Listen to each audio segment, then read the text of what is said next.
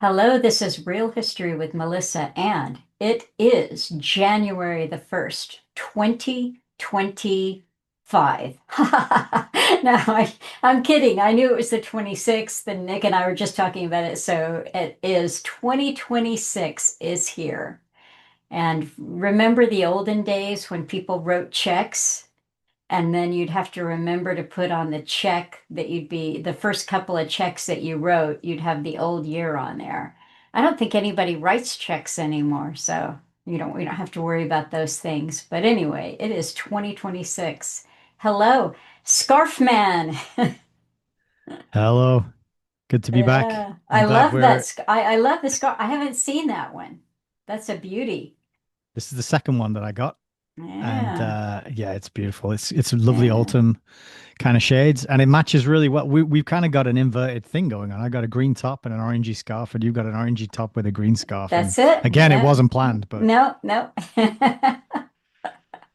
Well, since like last week when we were going to record, it was a cold day and I had a scarf day. And then it went into warm, like summertime weather. wow. Yeah, on Christmas Day, it was t-shirt weather, super warm. And then yesterday, we went out to one of my brother's house for a little bit more Christmas.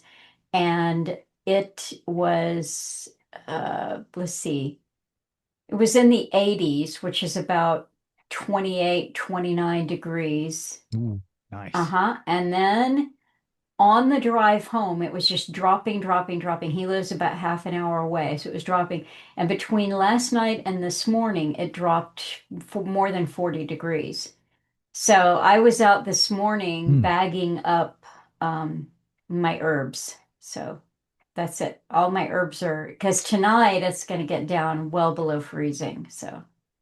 Wow, It's so cold. strange. Yeah. So it's good to have scarves. Yes, it is. Very good. Are we ready to dive in and do it?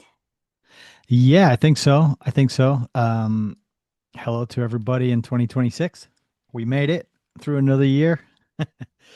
And yeah, it is 2026, not 2025. You haven't become a time traveler yet, have you not? Like Alan and Yes. Yes.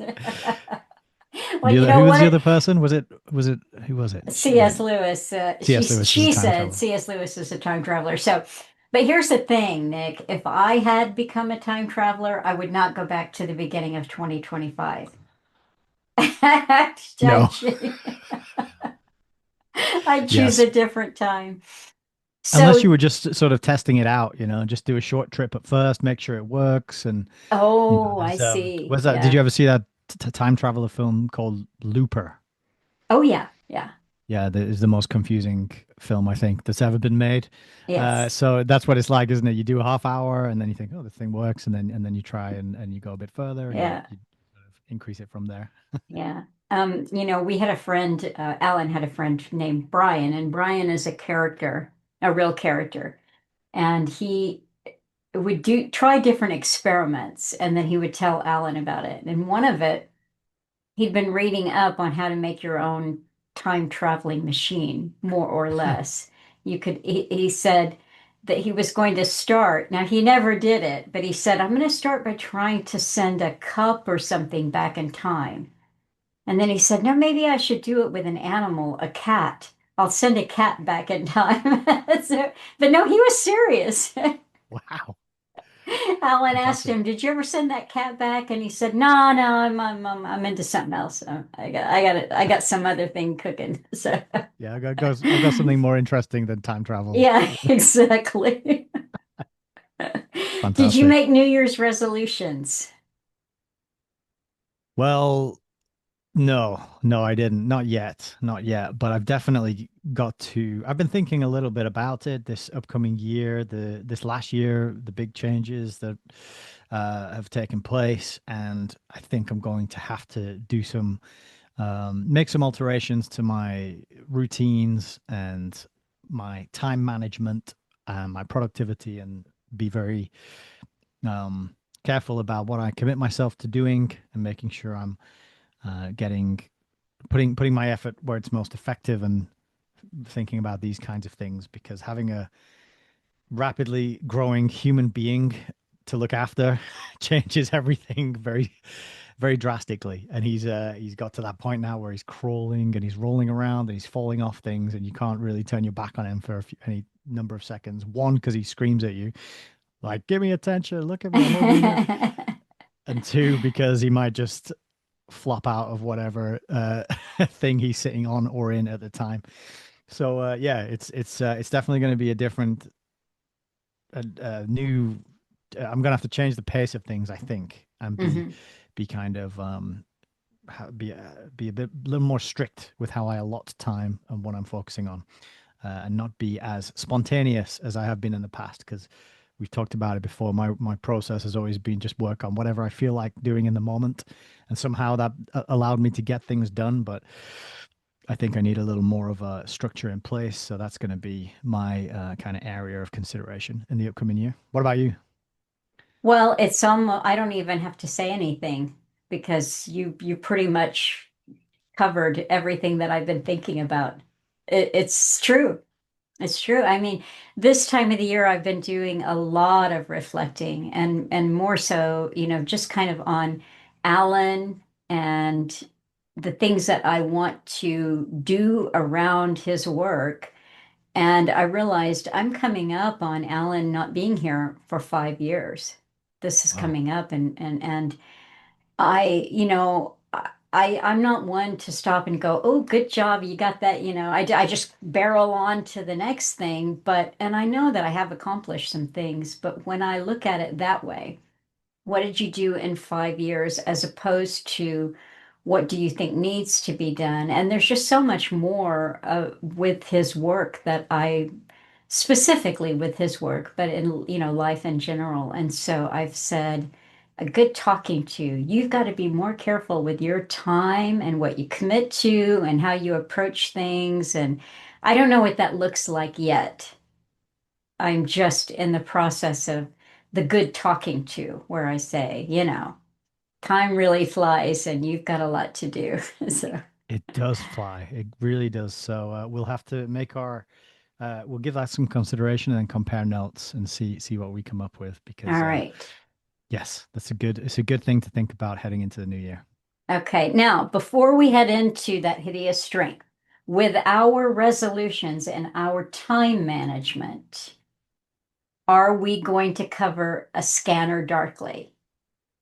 And Yes. okay, so we're going to do that. Here's what I was thinking about that. I would love it if the people who are following along here would read it. We're giving you ample, ample warning to get it. I got my copy at the library. It was free. Mm. You could check it out. You can get a cheap copy, a used copy. It's completely available. It's just over 200 pages. So this is not a big time commitment. And it just is, I know it'll be a quick read because I've read a lot of Philip K. Dick and his novels fly by. So you should do that because I think it's more fun if we assume that you've all read it while we're talking. Then, in terms of our time management, we don't have to summarize the novel so carefully because you've already read it. And we don't have to spend so many hours Yes, detailing. Yeah. I mean, yeah, I don't know how we ended up doing that, because when we first started, we were doing, I mean, we covered Snow Crash, not yeah, Snowpiercer. That's a television show. Snow Crash, that's a huge book, but we did that in a 2.5 hours or something in one yeah, video anyway. yeah. But I don't know. For this one, we seem to have really got enjoyed sort of taking our time, and it's been nice. Well, it was three novels. The series is three novels, but more than that, the way that C.S. Lewis wrote, he just brought in so many different concepts and historical references and literary references. For me, it seemed like, oh, I've got to know what he's talking about here. I have to know what that means. And with a contemporary novel, uh, I just don't think we have that big of a hill to climb. Hmm. Yeah, So agreed. we're going to, and next we may end up just as a time saver for us doing See Jane, See Jane Run. We're just going to get simpler in our selections. We'll have a rule, no sentence is longer than 5 words. That's it. It would be quite All a right. fun sort of tea party game, wouldn't it? After Yes. dinner game to play. Yeah. It's kind of what it reminds me of the game where you can only ask questions. Have you ever played that one? That's quite a fun one as well. Sort of you have to have a conversation, but you're only allowed to ask a question. And if you answer the question or you use a declarative sentence, then you're out basically. And the next, I think it's a whose line Ah, is it anyway type of game, but that's quite fun yeah. Yeah. and very That's very not, difficult. yes, does. But we've got another kind of not a tea party, it's a banquet coming up to discuss, which Okay. is very good. But we're not quite there yet. So I messaged you We, before, and we've got a tiny bit of chapter 12 to polish off, I think. yes. And We got into, I'm thinking it was around probably close to halfway through chapter 12, maybe not that far along into it, but we got to the macrobes because I wanted to. So, chapter 12, because I'm the one with the titles, was Wet and Windy Night. And so, where Frost has now told Mark that something else speaks through Alcasan's head, and that's something else. So we all of this time we thought that they had revived the head of a man who Alcasan who killed his wife, and they, attached it to some tubes and fed it liquids, and they were keeping this criminal alive. But no, it's just a head that the macrobes use. So then we had a little bit of discussion about the demonic and all of that. And that's where we are. If yes, the last part was Mark feeling he finally got into the true inner circle, the yeah. thing he's been doing his whole life, he's been craving, he's been looking for, he's been throwing friendships and relationships to the side to try and impress and get in to that most precious place. And here is the final one, although he's starting to have this feeling of something is not right here. Because, well, I suppose he's been kidnapped at this point, hasn't he, and chucked in a Mhm. cell. So that's going to send your alarm bells There's ringing. that. Yeah. So the last section for the only thing I wrote down to sort of mention here um, is Mark's alone. Frost leaves him, and he's alone in his cell.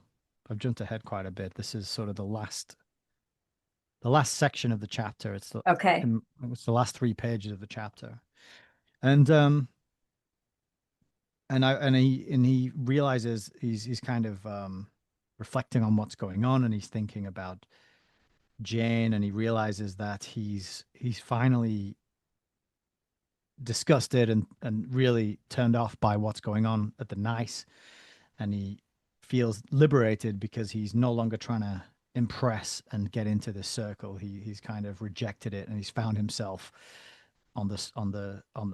It says he could talk of his side now. Hmm. Already he was with Jane and with all she symbolized, and so he's kind of come to the realization that he doesn't want to be part of this. He's on the side that opposes this, and and then there's a quite a long section about about how he's thinking and reflecting on how he's going to die. And then he realizes that he suffered a kind of attack. And that's the bit that I wrote down really is the sort of, let's see, second to last paragraph. It says gradually he realized that he had sustained some sort of attack and that he had put up no resistance at all. And this causes him to have a new dread because he thinks that, well, when I've decided to fight for the good, shouldn't the whole universe kind of align behind me and support me and make it happen? And Hmm. he realizes it's not quite that simple. And that in fact his mind can be changed from external influence, even if he's resolved to do what is right.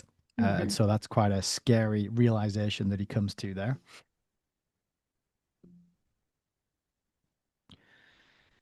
There was And just, he end oh, go ahead. Sorry. just I was just going to say he ends the chapter kind of reflecting on this. that he says the cynics then were right. This is what you got for your pains. The very first moment you tried to be good, the universe let you down.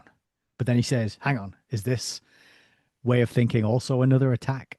So he's kind of undergoing this psychological interference, which is reminiscent, isn't it? Is it at the beginning of Perelandra where Ransom's or where Lewis is going to meet Ransom's cottage and he sustains a kind of attack on his way there, doesn't he?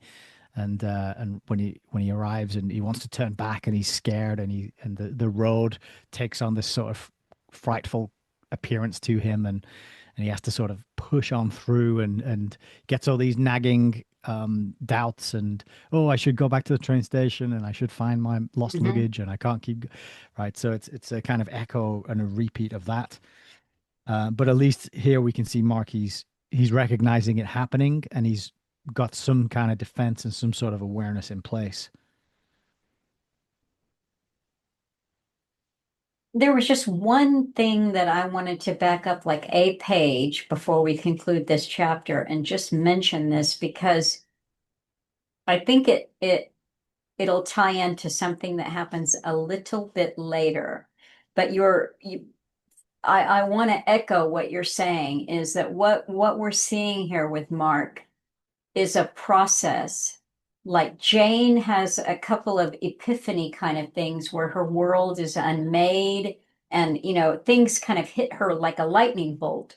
Whereas with Mark, it seems to me that he's having a series of internal discussions and you never know which way he's going because he'll look like he's headed over to the Jane side and then he'll come back and even as he's starting to get his conscience legs, it feels like, well, he's just not having that he's not having that moment that is decisive, that changes everything, that converts him. It's just Yeah, not so neat with him. But there's a yeah, place it's a there. back and forth, Yeah. a push and pull, and there's always yeah, there's always that kind of risk and danger Yeah. that it will go either way, which kind of shows you, that is the nature of things like temptation and dealing with your own shortcomings and vices, or uh, maybe just things you might want to change about yourself. It's not often that it happens where you just change overnight. It's usually a long-term thing where temptation comes back and old habits come back, and so making that kind of change and that kind of big commitment is not an instantaneous thing, is it? No, no, it's not. But he is examining things. He is examining the things that he went after, like on his pursuit for the inner circle. He's asking himself, why? Why was he attracted to that? Why did he want that? And he he said he could not now think of Jane except in terms of appetite, and appetite here made no appeal. The serpent, faced with the true dragon, became a fangless worm. But it was like lust in another respect also. It is idle to point out to the perverted man the horror of his perversion. While the fierce fit is on, that horror is the very spice of his craving. It is ugliness itself that becomes, in the end, the goal of his lechery. Beauty has long since grown too weak a stimulant. And I think this just gives us a little bit of foreshadowing of what's to come with some of the other characters a little bit later on. That Mark is in a place now of examining, why did he like that? It was kind of disgusting. Why did he want that? But C.S. Lewis uses this as an opportunity to say, when you've got a perversion of a natural instinct, it is the ugliness of itself that is the turn on. And that's very, very interesting. I mean, I don't want to go too far afield here, but if you talk to people who have gotten into pornography, it's a descent to darker and darker types because what satisfied you initially no longer satisfies you. So we don't have to land on this and stay here too long, but it will factor in a little bit later. Yeah, So, there's another part as well, like you were just saying earlier about how he's flip-flopping. He could go either way. Excuse me. mhm, In the second to the last paragraph, it also says, so he's made this moral resolution to reject the Bellbury crew, and then it says he knew to be sure that he might change his mind. So even he's saying there that he knew that he still might change his mind yeah, himself. Um, but it had never occurred to him that his mind could be changed for him, all in yes. an instant of time, changed beyond recognition. If that sort of thing could happen, it was unfair. So yeah, he's in the cell and he's struggling with this, and he says as well that he's under the macrobes are in there with him, and he knows that, and he says that they are. He did not doubt that they were present with him in the cell, breathed death on the human race and on all joy. So it's yeah, it's a real dark night of the soul for Mark, Yes, good. and All it gets right. much weirder from that point on. Yes, it does. So we move on to chapter 13, and I've got the titles. So the title of this is They Have Pulled Down Deep Heaven on Their Heads. And that's a quote from Merlin or Ransom. I forget which one said that now, actually. Um, Um, but the main part for this chapter for me, and I didn't make a lot of highlights and notes, but this is really where we meet Merlin properly. mhm, They've been out to his burial site, and there was a it was a dark night and it was windy and wet. I think that was the previous chapter, wasn't it? mhm, And Jane and Mr. Dimble and someone else, I think, went out there and they couldn't find him because he steals a horse or he finds a horse and then he mhm, rides right out to the manor house where Ransom and the um the crew are all staying. And there's a knock on the door, and this chapter starts with Merlin sort of arriving, opening the door, and the first meeting of Ransom and Merlin. And having Merlin, his this character Merlin is there's actually quite a lot of comedy in these last few chapters. I found myself like chuckling at certain parts.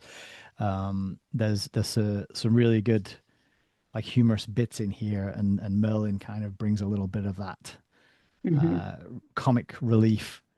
But he's quite an interesting character. Well, Um, and this chapter starts off with a little bit of Latin because Ransom is confronted with the stranger. We don't know it's Merlin, but he's confronted with the stranger who's just kind of like hanging out at the doorway, flopping out at the doorway. And so Ransom immediately goes into his attack mode and he tells this figure to stand where you are and tell me your name and business, and that his command is not complied with. And so he repeats it in Latin with a little bit more direction. And the Latin translated is stand in the name of the Father and the Son and the Holy Ghost. Tell me who you are and why you come. So Ransom, is calling down some powers and confronting the stranger. and the stranger responds, "Tell the lord of this house that I am come," because he takes Ransom, and I think McPhee's there as well, to be servants or workers in the house. Mhm. Um, and then I think he puts McPhee to sleep at some point as well, which I thought was Yes. quite comedic. Because earlier in the book, Ransom's telling McPhee that he can't go to meet Merlin. You know, McPhee saying, "I'm younger than Mr. Dimble. You know, you should send me out there and keep Mr. Dimble here as an old man." And he says, "Oh, that would be like sending a child to fight a tank." And then we have Ransom's like point of view confirmed right here because Merlin just sends him to sleep and like very. just with a wave of his hand, basically, doesn't he? And this is, Um, it's just a little reminder that McPhee is the doubting Scotsman. He's practical, rational, and he's in the group, but he's always applying his um, rational mind to everything. And the supernatural is just not in McPhee's world. No way. And that's why Ransom sends Dimble out because it's spiritual warfare. And he's going to, he will be a child in spiritual warfare. So yeah, there's some fun there. so they go back and forth in some different languages, don't they? Hmm. Greek, Hebrew, Latin, and then Merlin asks some questions to test Ransom and to sort of find out who he is. And what does he say to him? He says, "I'll ask you three questions." Well, is the first one, let's see. I'm not I sure didn't if mark this that is bit. the first one or the last question, but he asks him, uh, Merlin says, "Tell me, slave," because he doesn't think that Ransom, "Tell me, slave, what is Numenor?"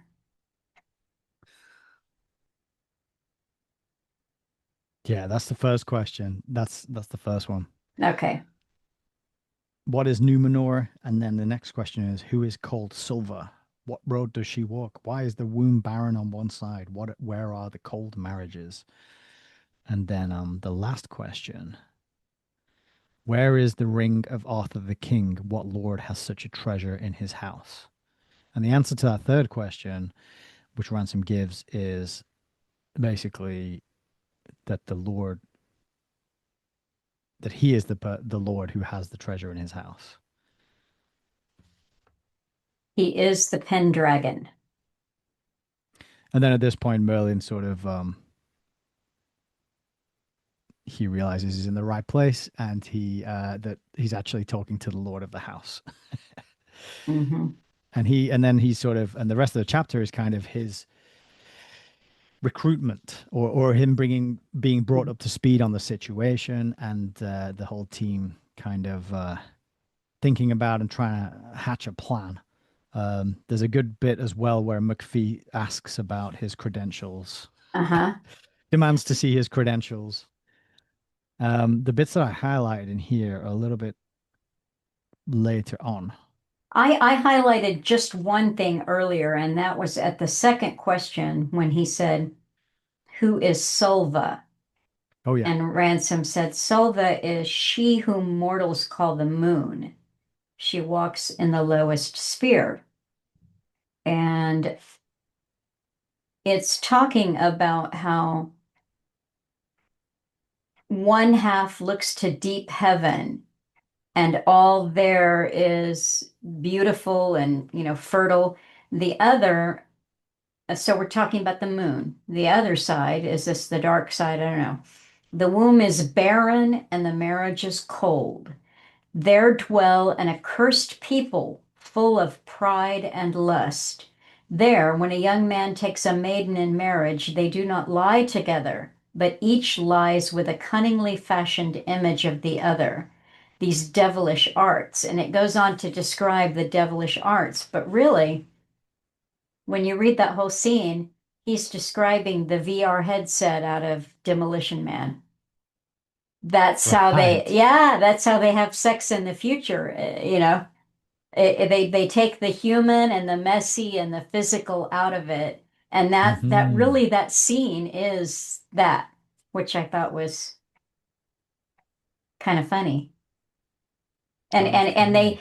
they fabricate their children by vile arts in a secret place. Does that not Like sound like artificial insemination? Or no, not even that. That's still too physical. It's test tube babies. Yeah, I was going to say, it's Brave yeah. New World. Yep.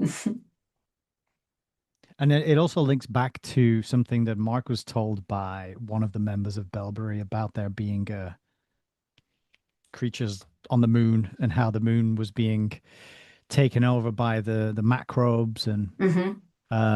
and there was another race or another species up there that were being gradually wiped out as the macrobes extended their influence and then actually the bit that this linked to that I'd question later is Sulver.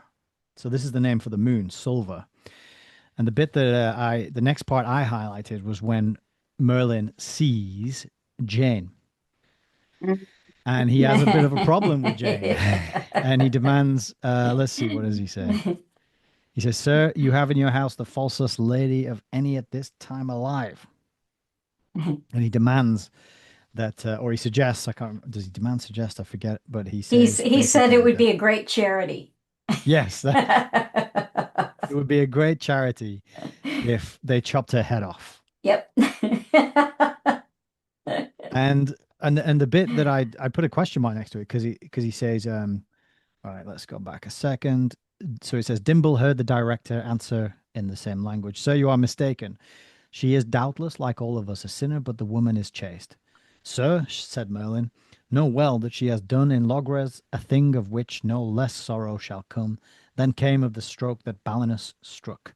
For, sir, it was the purpose of God that she and her lord should between them have begotten a child by whom the enemies should have been put out of Logres for 1,000 years. She is but lately married, said Ransom. The child may yet be born. Sir, said Merlin, be assured that the child will never be born, for the hour of its begetting is past. Of their own will they are barren. I did not know till now that the usages of silver were so common among you. For 100 generations in 2 lines the begetting of this child was prepared, and unless God should rip up the work of time, such seed and such an hour in such a land shall never be again. Hmm. And the bit I'd put a question mark, I'd forgotten that Sulva was the name of the moon. Hmm. And so they're kind of timing their nighttime or bedroom activities, I guess, based upon the cycles to minimize the chance of getting pregnant. I suppose that's Yes. what it means by the usages of Sulva. That's what I thought too. Yeah. Yeah. Yeah. And so, yeah, so Merlin says, it would be a great charity if you gave order that her head should be cut from her shoulders, for it is a weariness to look at her. Yes. So there, in a variety of ways, they're simply not consummating their marriage at the highest level. That's, she will not.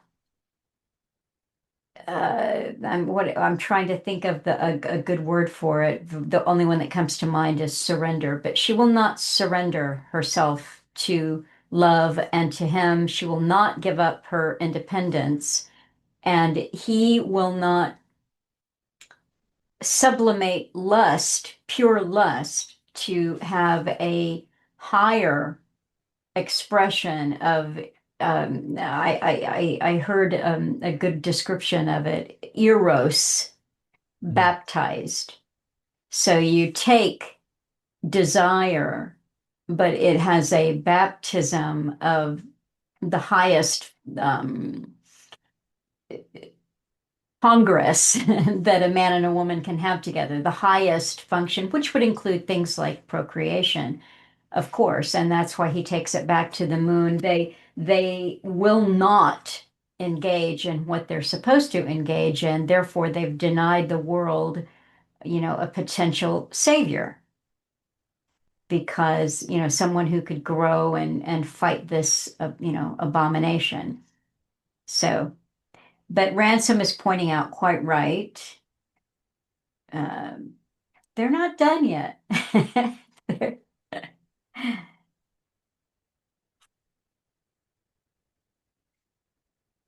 So, and So, I don't have anything marked for quite a while. no, me neither. The only thing I put in was Mr. Dimble's sort of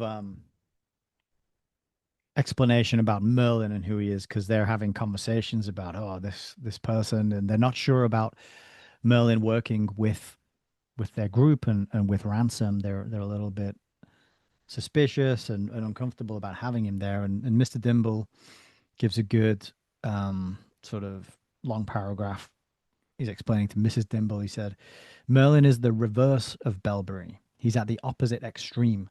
He's the last vestige of an old order in which matter and spirit were, from our modern point of view, confused. For him, every operation on nature is a kind of personal contact, like coaxing a child or stroking one's horse. After him came the modern man, to whom nature is something dead, a machine to be worked and taken to bits if it won't work the way he pleases. Finally come the Bellbury people, who take over that view from the modern man unaltered and simply want to increase their power by tacking onto it the aid of spirits, extra natural, anti natural spirits. Of course, they hope to have it both ways. They thought the old magia of Merlin, which worked in the spiritual qualities of nature, loving and reverencing them and knowing them from within, could be combined with the new Goetia, the brutal surgery from without. No. In a sense, Merlin represents what we've got to get back to in some different way. Do you know that he is forbidden by the rules of his order to use any edged tool on any growing thing? So I thought that was a pretty good section just to sort of explain that Merlin is this anachronistic figure from a time that is gone. I think 1,500 years old or something. He's been sort of suspended in sleep. And what we kind of find out as it goes through is that the Bellbury people, the scientists and the whole inner circle over there have massively underestimated um, the support they have and the effect and the power and the influence and also Merlin as well. They're kind of like vastly inept and underqualified to deal with the kind of things that they're messing with, and that's what kind of comes out later. And so for Merlin to be brought back, it's more natural that he comes straight over to seek out Ransom and the group, then go straight over to the Bellbury crew and start talking to them. Um, And another thing too that this passage reminded me of, made me think of, is that those at the top are never content with science the way they present it to everyone down below them. Because what just made me think of years of listening to Alan talk about the deviant priesthood. Who are they? Who do they say they are? What are they messing with? So they present science on our level as it's pure reason, ration, it's scientific, it's the scientific method. But there's always been a dark arts. If you look at the history of chemistry, alchemy, there's always been something else there. And so what's going on with the nice is that they're actively looking to bring that force to bear. This isn't pure science. It was never about pure science for them. It was about trying to bring that other element into it and then harness the power. mhm. And but yeah, pagan Merlin is presented with his choice. He sees, it's not, and I like that about C.S. Lewis. It's not a dialectic between paganism and Christianity. It's showing a progression, if you will, and that's where Merlin gets to himself. He arrives at his own crossroads 1,500 years later. He's there. Oh, okay. I have a lot of power. Where am I going to put it in service? And then another good section is where Merlin is talking to the director about his experience of their time and way of living. And I Mhm. thought this was pretty good as well. He talks about he says, I give you great thanks. I cannot understand the way you live. Your house is strange to me. You give me a bath such as the emperor himself might envy, but no one attends me to it. A bed softer than sleep itself, but when I rise from it, I find I must put on my own clothes with my own hands as if I were a peasant. Mhm. I lie in a room with windows of pure crystal so that you can see the sky as clearly when they are shut as when they are open, and there is not wind enough within the room to blow out an unguarded taper. but I lie in it alone, with no more honor than a prisoner in a dungeon. Your people eat dry and tasteless flesh, but it is of plates as smooth as ivory and as round as the sun. In all the house there are warmth and softness and silence that might put a man in mind of paradise terrestrial. But no hangings, no beautiful pavements, no musicians, no perfumes, no high seats, not a gleam of gold, not a hawk, not a hound. You seem to me to live neither like a rich man nor a poor one, neither like a lord nor a hermit. Sir, I tell you these things because you have asked me. They are of no importance.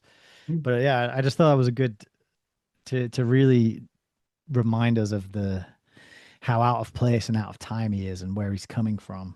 Um, and Yeah, it was a good little passage because he is sort of confused at first. Why has he Hmm. been brought back and why is he here and who's he talking to? And he takes him a little while to adjust and wrap his head around it. But he has a very important role to play Hmm. in the And last there's, three chapters of the book. yeah, I don't have anything else. I have one more thing for chapter 13, and that is when Merlin is trying to figure out what role he is to play, and he's basically telling Ransom or trying to demonstrate his powers and that he can call from these natural powers the nature and use that. And the director said, "No, that cannot be done any longer. The soul has gone out of the wood and water. Oh, I dare say you could awake them a little, but that would not be enough. A storm or even a river flood would be of little avail against our present enemy. Your weapon would break in your hands." And here he introduces that hideous strength.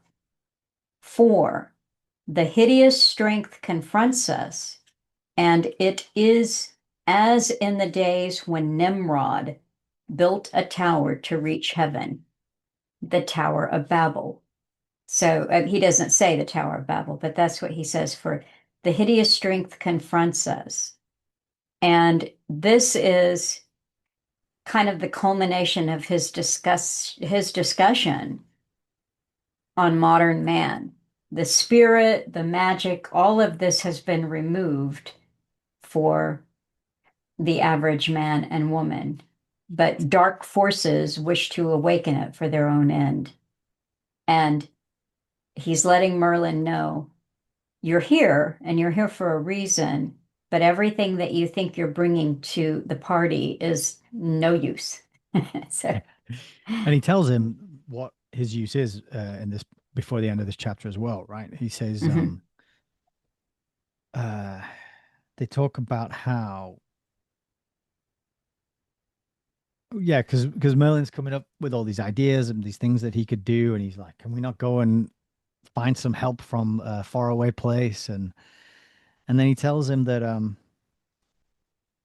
the Malacandra and Perilandra and the powers of heaven that they're going to need they're basically in need of a vessel almost. mhm, And Merlin says, Sir, if they, meaning the sort of these gods of these planets and Malacandra and Paralandra, if they put forth their power, they will unmake all Middle Earth. And Ransom says, yes, that is why they will work only through a man.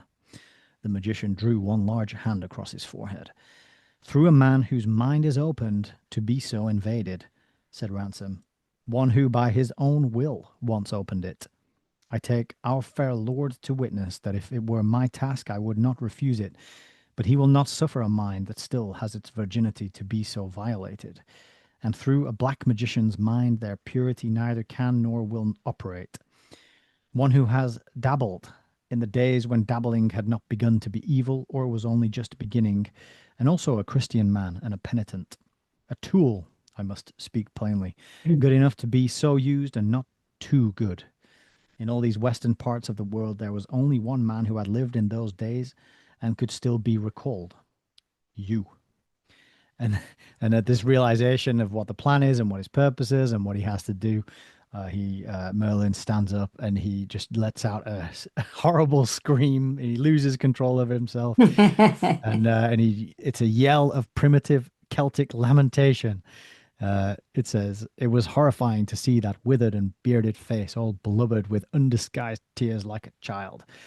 And then Ransom shouts at him, "Silence! Sit down! You put us both to shame." And Merlin, as suddenly as it had begun, the frenzy ended. So again, just another um, insight into how different this man is, the time, that it would have been probably of his time totally normal and natural to just let out this fearsome scream and then snap back into it rather than totally lose control. But I thought that bit was good as well. And then at the very end of the chapter, when Merlin's talking about, oh, can we get some support from various places, Ransom shakes his head and he explains how that the poison was brewed in these west lands, but it spat itself everywhere by now.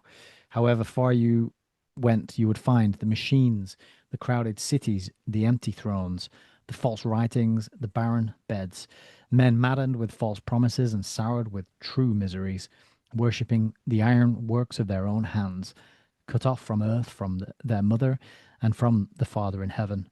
You might go east so far that east became west, and you returned to Britain across the great ocean, but even so, you would not have come out anywhere into the light. And so, just reminding us that the nice is international in nature. It is all over the globe, and Mark also tells us this when he's fantasizing about leaving the country to flee and run away and go to Mhm. America, and he says, "Oh, he knows that there'll be somebody waiting for him on the ferry to America." So um, that's kind of how the chapter ends, and as you said as well, with Ransom saying the hideous strength holds all this earth in its fist to squeeze as it wishes. Oh, and then he talks about as well their one mistake, which is allowed them to be which allows them to be defeated. He says, their one mistake, but for their one mistake, there would be no hope left.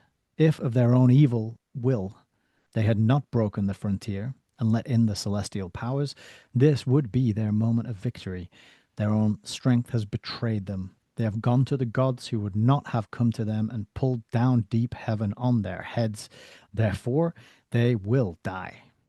And that's the title of the chapter, isn't it? It was Ransom who said it. So Mhm. it's this hubris, this arrogance, this overreaching, this wanting to go further, wanting more, not being content with what they have, not being humble enough to appreciate what they have. Or it's that sort of striving for more power, more wealth, more influence, more control, whatever it might be that unmakes them in the end. Mhm. And then we're into chapter 14. Real This is where life is meeting. meeting. Meeting. Real life is meeting is the Okay. title of that. And quite frankly, I don't understand it. No, So, I was trying to work it out. yeah, yeah, I mean, I read it, I reread parts of it.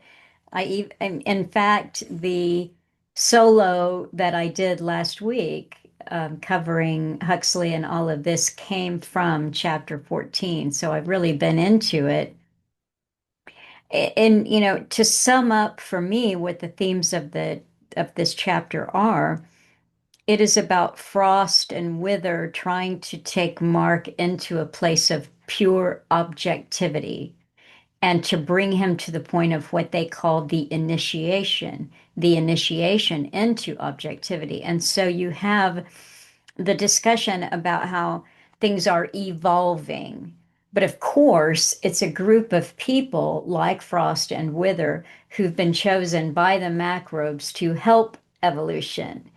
And so, the little folk are left to think, oh, well, we're just evolving because that it's an evolution without having any clue that those at the top know that you are not evolving. You are being helped along by a select group of initiates who have the help of something otherworldly that we know of as microbes. So that's really kind of what this chapter is about. But where that title comes from, I don't know. I don't get it. So, Nope, I have no idea. yeah. But yes, this chapter, that's it. It's Mark's objectivity training, and there's various steps and stages to this training, and one of them involves him being left in what's called the objective room. What did you think about the objective room? Well, it was kind of scary. I mean, it was for him too. He doubted his sanity a lot, and he was left to stare at things, marks on the wall, and is that there intentionally? Are they messing with my head? I mean, it was high level torture chamber. Yeah, yeah, that's it. It's you get the sensation of a kind of like a funhouse type of room where Mhm. everything is just slightly off kilter, not quite symmetrical, not quite flat. There's no 90-degree angles, but they're only out by 1 or 2 degrees so that you're looking at things and you're thinking, is that straight? Is that not quite? And then you can't, and then you get obsessed with staring at it, trying to work it out. And then it just, you get why, and then you have to go and look at it and you can just imagine how this room has been designed, probably scientifically, to drive people nuts. And we would be sort of the opposite of using what's it called, like the golden ratio that is so attractive and makes things beautiful. It's kind of like a misuse of that sort of knowledge. And I feel like this is what is being done to us in our cities. When you look at some of the monstrous buildings that get put up, and they're always off kilter and angular and strange. They're never beautiful. They're never symmetrical. They always seem to be jarring.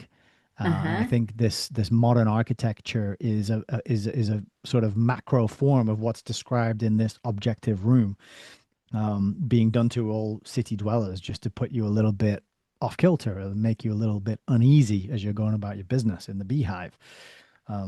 So a little bit of that about that is the room at first sight was an anticlimax, and it's sort of a boring, cold, grey room with tables and chairs and nothing really worth uh, commenting on until he starts noticing things like the point of the arch was not in the center, the arch above the doorway, and the room was ill proportioned, not grotesquely so, but sufficiently to produce dislike. It was too high and too narrow. Uh, and then he noticed the spots on the ceiling. They were not mere specks of dirt or discoloration, they were deliberately painted on, little black spots, placed at irregular intervals on the pale mustard colored surface. There were not a great many of them, perhaps 30, or was it 100? He determined that they could not fall into the trap of trying to count them. They would be hard to count. They were irregularly placed. Or weren't they? Now that his eyes were growing used to them, their arrangement seemed to hover on the verge of regularity. They suggested some kind of pattern. Their peculiar ugliness consisted in the very fact that they kept on suggesting it and then frustrating the expectation thus aroused. Suddenly, he realized that this was another trap. I'll give an example. I was staying with family over Christmas, and in one of the bathrooms, there was tile. The floor was tiled, and the particular design of these tiles was kind of like pebbles, and they were sort of pebbles and not like totally like pebbles embedded in a bit of, I don't know what might be. It looked sort of like pebbles embedded in concrete, and each tile did have the same design, but they hadn't been placed so that each tile was the same way around. If that makes sense. Oh, yes, So I'm looking yes. at it and I'm like, those two are the same way around, but the one next to it is like 90 degrees away. And I was thinking, and so I get what he's talking about here. Sometimes you could be in a waiting room, you notice something, a pattern or a piece of carpet or something that's just not quite lined up, and so yeah, this is quite a great idea, I think, for C.S. Lewis to come up with this method of torture. Yeah, that's very funny. And then the sort of culmination of his description of this bit was Every fold of drapery, every piece of architecture had a meaning one could not grasp, but which withered the mind. Compared with these other surrealistic pictures were mere foolery.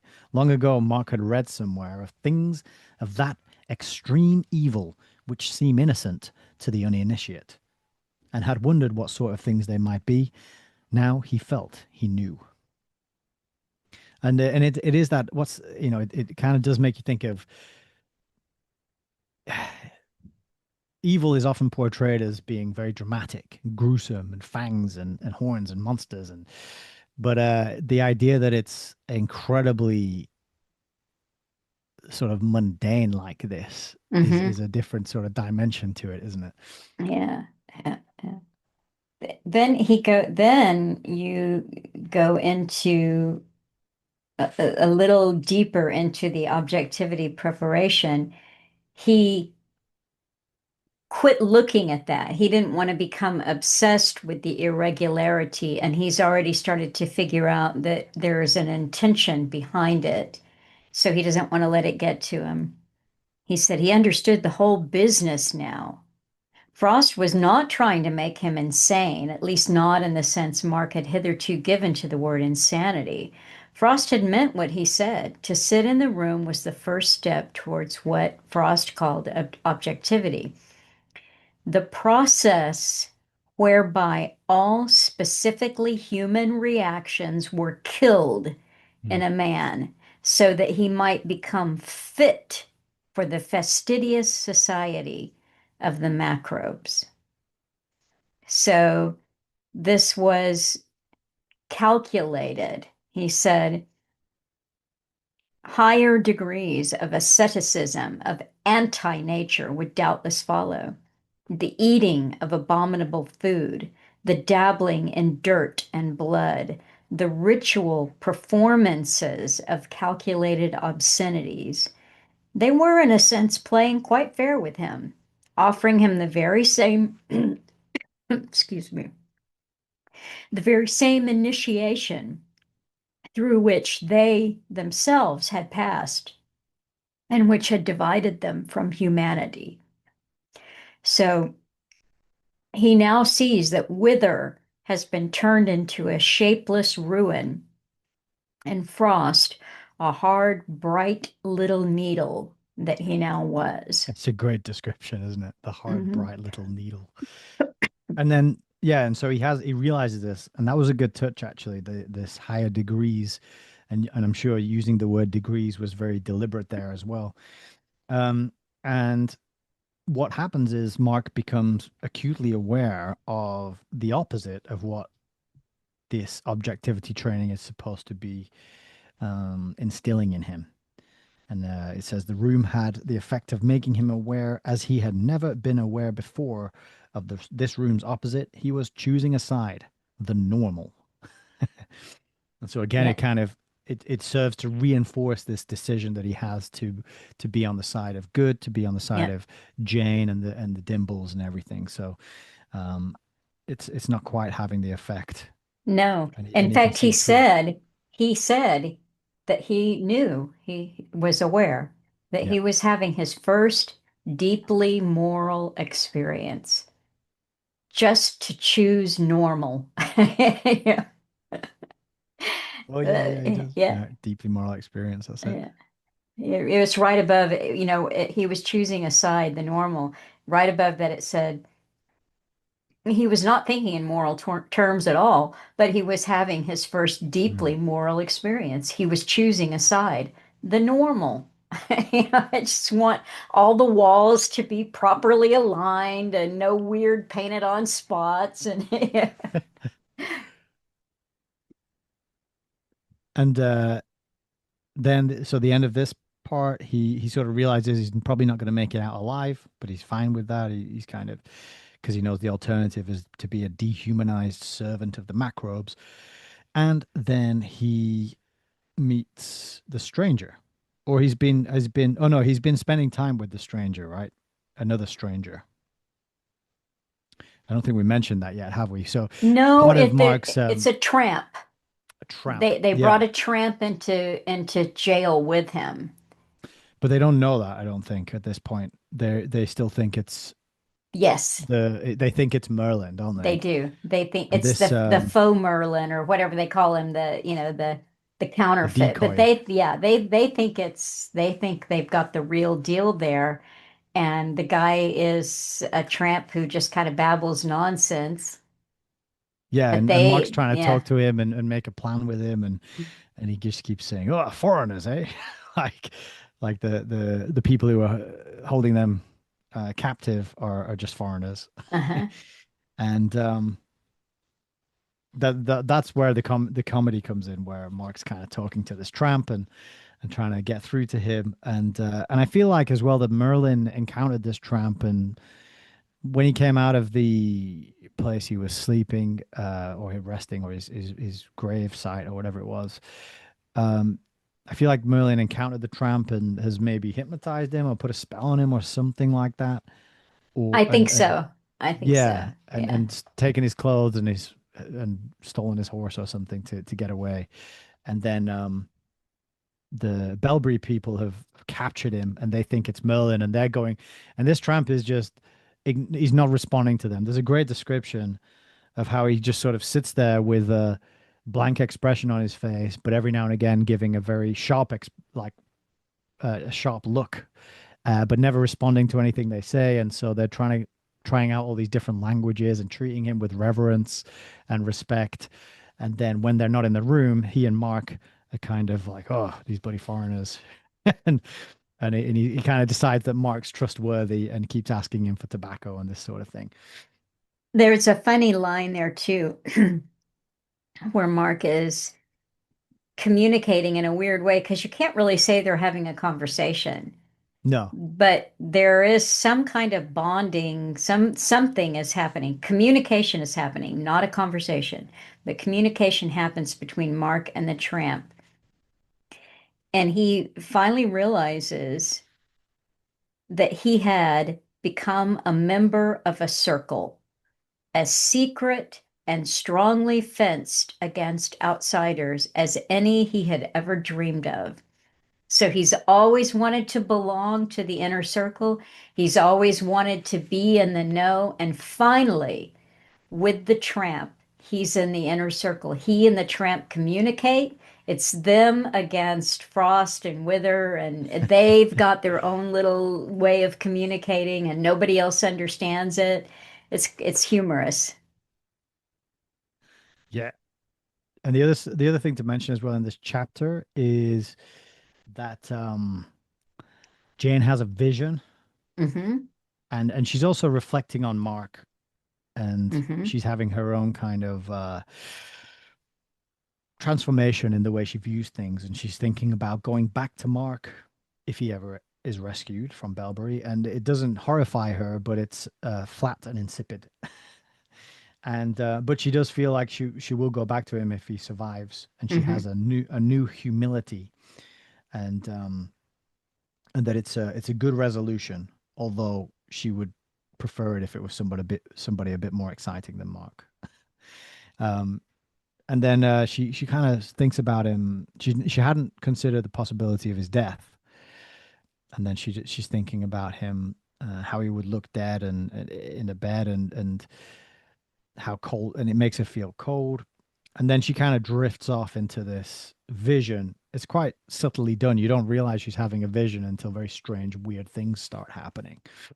But we get that little insight as well into her the changes in her and how she's starting to come around to accept her kind of commitment that she's made to Mark and her you might say obligation or the importance of honoring that commitment if he survives and if he comes through, which is interesting because Mark's having it might be a little later when he's having this train of thought, but he's thinking about Jane at one point, and he's thinking when he does get to see her, he's going to set her free and basically Mm-hmm. say, you know, I married you for the wrong reasons, and I realize that now, and you are free to go. And so it's quite interesting they're having these two very different lines of thinking, but certainly more mature, more grown up, more adult than any earlier points in the book where where Jane's just wrestling with, "Oh, I should be my own individual, and I should be able to have my academic career, and I shouldn't have to submit to the will of anybody with more authority or higher than me, and certainly not a man." Ugh, you know, Hmm. this kind of feminist sort of way of looking at things.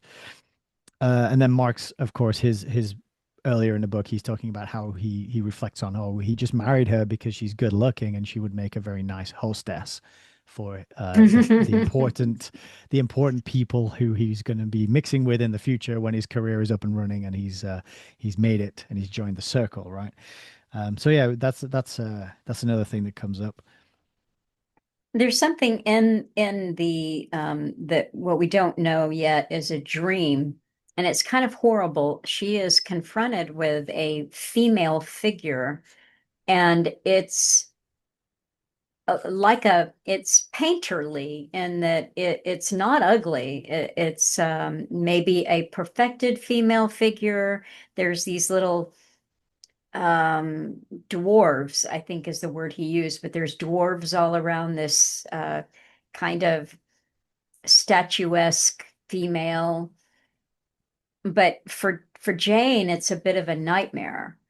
And it leads to a conversation, and I don't think we have to spend a ton of time on it, but it leads to several pages where the director is talking with Jane about male female. And in a way, he's saying the masculine is he doesn't say God is masculine exactly, but he does say that before he's describing what it is to be male that Jane doesn't want to submit to, what it is to be feminine, but not what she saw in her dream because it's horrible and she doesn't understand why. So he explains to her, and I actually heard somebody lecturing on this. I don't know if I can find it again, but he used the word baptized eros.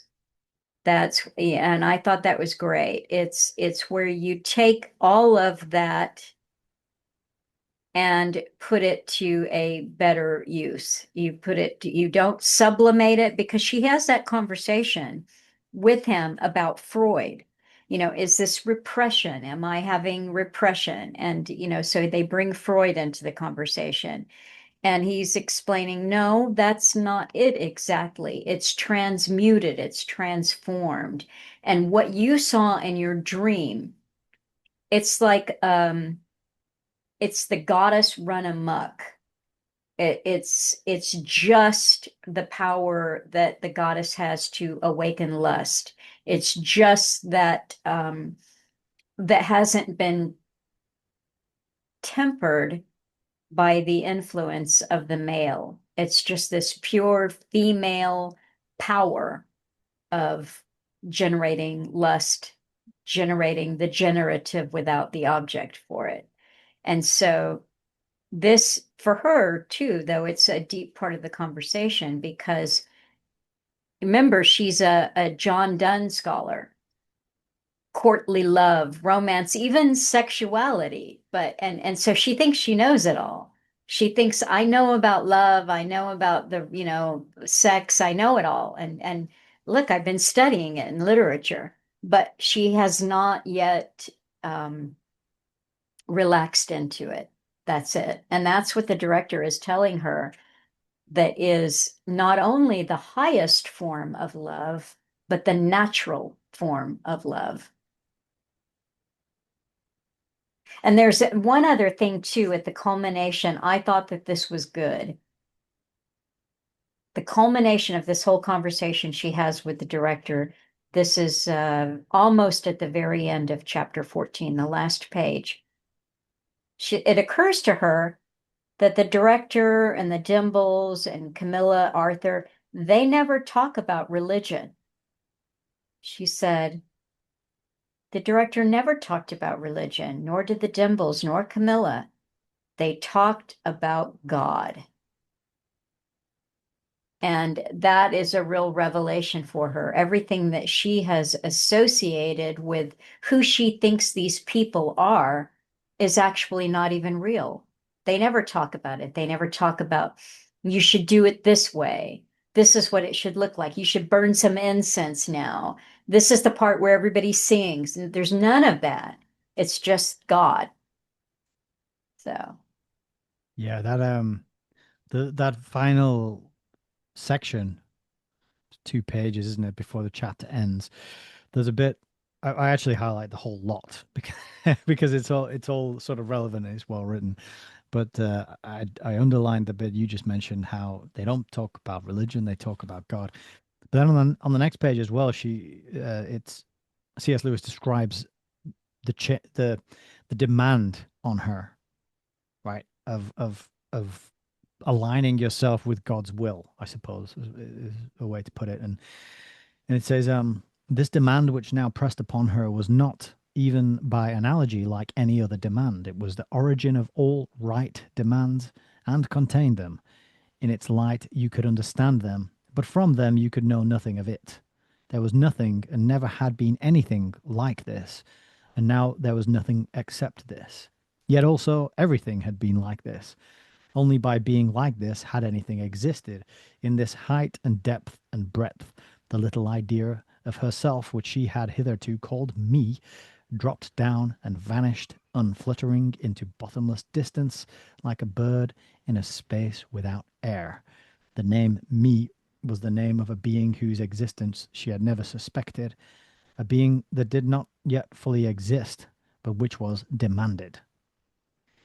And I thought, yeah, I thought mhm, that was good. It's that sort of aligning yourself to a higher purpose, um, to a plan that is outside and above and beyond you and your little ego and your little aspirations and whatever goals you may have in mhm, life. It's good to have those, but that pursuing those personal goals for me and my life, that's really a very like tiny, tiny thing compared to connecting with and aligning yourself to um, God, Spirit, Creator, mhm. whatever people prefer to call uh, that. Um, And she tries once again, to be rational about it. And that chapter closes with, but her defenses had been captured, and these counterattacks were unsuccessful. Her trying to counter reality of what was happening with her, yes, but, and that was all for naught. Now speaking of the what you just said there about God, a connection to spirit, however you want to say it, the chapter 15 is entitled The Descent of the Gods. And okay. you'll see, I have no tabs marked here. I've got nothing Hmm. at all on this chapter, The Descent of the Gods. All I had to say was Merlin was no longer his own man. Merlin is being severed. I think C.S. Lewis uses that word there. He's being severed from this stasis that he's been in for 1500 years. He is now going to be giving himself over to something else. And we get a clue there, the descent of the gods, but he's no longer his own man. And I have nothing else to say about this chapter.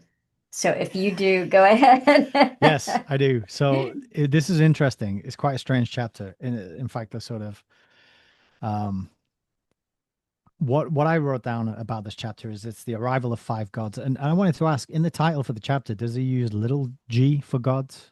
I am assuming he's doing little g gods, is he, or is he doing big G gods? I Because it's don't a think so. I think it's chapter title. yeah, chapter it's the descent of the gods. Well, it's big G gods, but that's a Yeah. title. So But that's yeah, a I title, don't know if so yeah. yeah. And they are, I mean, you're right, they're little g. They are gods as with a little g, but So it's quite interesting because the household. Ransom and the crew, they know that these gods are going to be coming down on this night, and the Dimbles, the and I've forgotten his name. I've just blanked on the Scottish man's name. McPhee. Yes, thank you, McPhee, and everybody. They're all in the kitchen, and the chapter's written in a way where the gods come down one by one, and their arrival has an effect on Ransom and Merlin, who are waiting to receive them in the blue room, and the whole rest of the group are in the kitchen, and each god has a different effect, and that's quite interesting because it just because of the legends and these being gods of planets and other things as well. There's quite a entertaining to read about how the group kind of become sometimes they're infused with song and dance, and they just get up and start dancing, and then they sit down and they can't remember why they were dancing or what the dance was, and then suddenly they're laughing and they're all telling stories and it's all humorous, and they sit down again and they can't remember what they were talking about. But it's very well done and entertaining. But the five gods that come down are uh we know Perilandra and Malacandra, that's Mhm. Venus and Mars. We've been to those places in the first two books, and of course that's men are from Mars and women are from Venus, and we met them at the end of Perilandra as well, where they both appear to honor the new king and queen of that country of that planet. But the first to arrive in this scene in this chapter is Viritrilbia, who is Mercury, also known as Thoth. That's what C.S. Lewis tells us. Then we also get Lurga, who is Saturn, and then we get Glund or Yarsa, who is Jove, who is By Jupiter. Jove. Yes, and I was like, Jove, who's Jove? I actually had to look Jove up to find out it was Jupiter. So we've got Mercury, Venus, Mars, Saturn, and Jupiter. They're all coming down. Their purpose is to meet Merlin and to kind of infuse powers into him that he's going to need to help Ransom and the crew fight back against the Nice, and to carry out the plan which we see kind of unfold over the final two chapters. For this chapter, there's also in this chapter, however, we do have some scenes which take place in the Nice, um, where the director, the sort of Wither and Frost, they are they're in the process of trying to wake up the fake Merlin, and Wither is reminded that the fake director, the false director, the figurehead director, who we suspect might be based on H.G. Wells, is coming to to Belbury for a banquet that night, and this is kind of stressful for them because they're trying to focus on communicating with who they think is Merlin, but then they also have to take into account the arrival of Jules. He's called Jules, isn't he? Mhm. Um, and so I put down page 667. Uh, was just a note here that C.S. Lewis tells us that um, with a remembering, he had indeed forgotten that the puppet director, the dupe of the institute by whom it duped the public, was coming that night. And so I think this might be the first time that the Jules, the puppet, uh, is named as the director, because Mhm. we've said before we've said that Wither is the deputy director, and then on the other side we've got Ransom is the director of the good forces, and the director of the Nice is just a figurehead. He's just a puppet. Mhm. But then we find out that he actually thinks he's the director, and Mhm. he doesn't. He's not in on the fact that he's just Yes, being yeah. used for his Yes, name, yes. which is quite Which interesting, lends credence all the more to the H.G. Wells comparison, frankly, for me, he's right? clueless. He's just a tool. Yeah, he's just a tool. And then there's also, however, something worth mentioning. The another sort of would be the final stage, I suppose, in Mark's objectivity training, or a next stage in Mark's objectivity training, where he is taken back to the objective room, and This is page 669 in my section. It's about 4 pages from the end of the chapter. It says, meanwhile, in the objective room, something like a crisis had developed between Mark and Professor Frost. As soon as they arrived there, Mark saw that the table had been drawn back. On the floor lay a large crucifix, Oh, I almost can't life believe I size, didn't mark this. Oh my a work goodness. of art in the Spanish tradition, ghastly and realistic. We have half an hour to pursue our exercises, said Frost, looking at his watch. Then he instructed Mark to trample on it and insult it in other ways.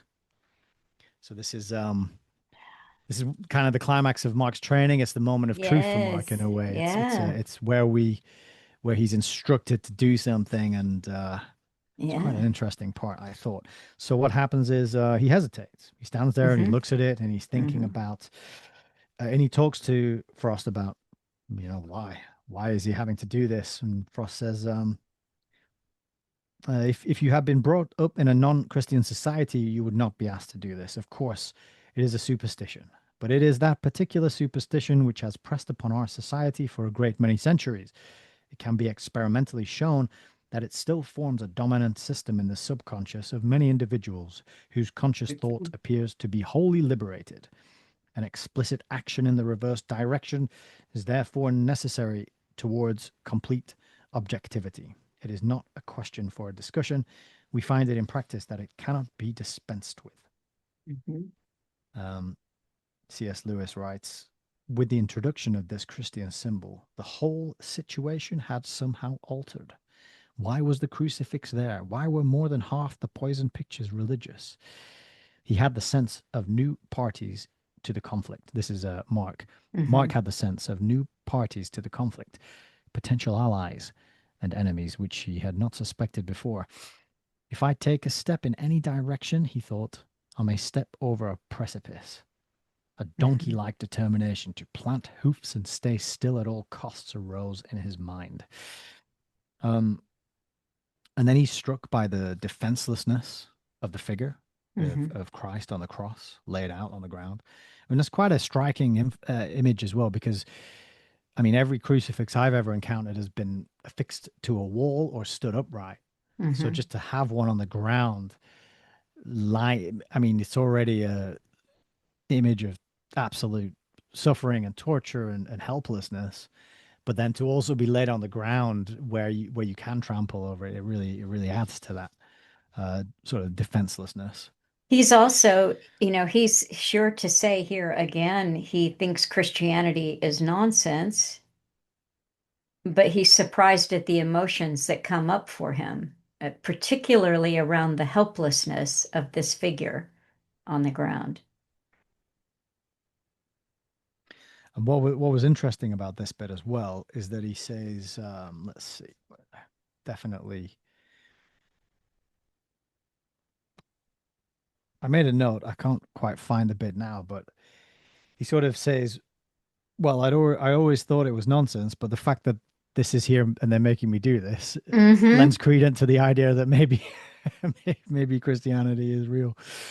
But yeah, he identifies with the helplessness of the wooden Christ because he is helpless there in Belbury. Um, and he says, and that as he suddenly saw, that explained why this image, though not itself an image of the straight or normal, was in opposition to crooked Belbury. It was a picture of what happened when the straight met the crooked, a picture of what the crooked did to the straight, what it would do to him if he remained straight.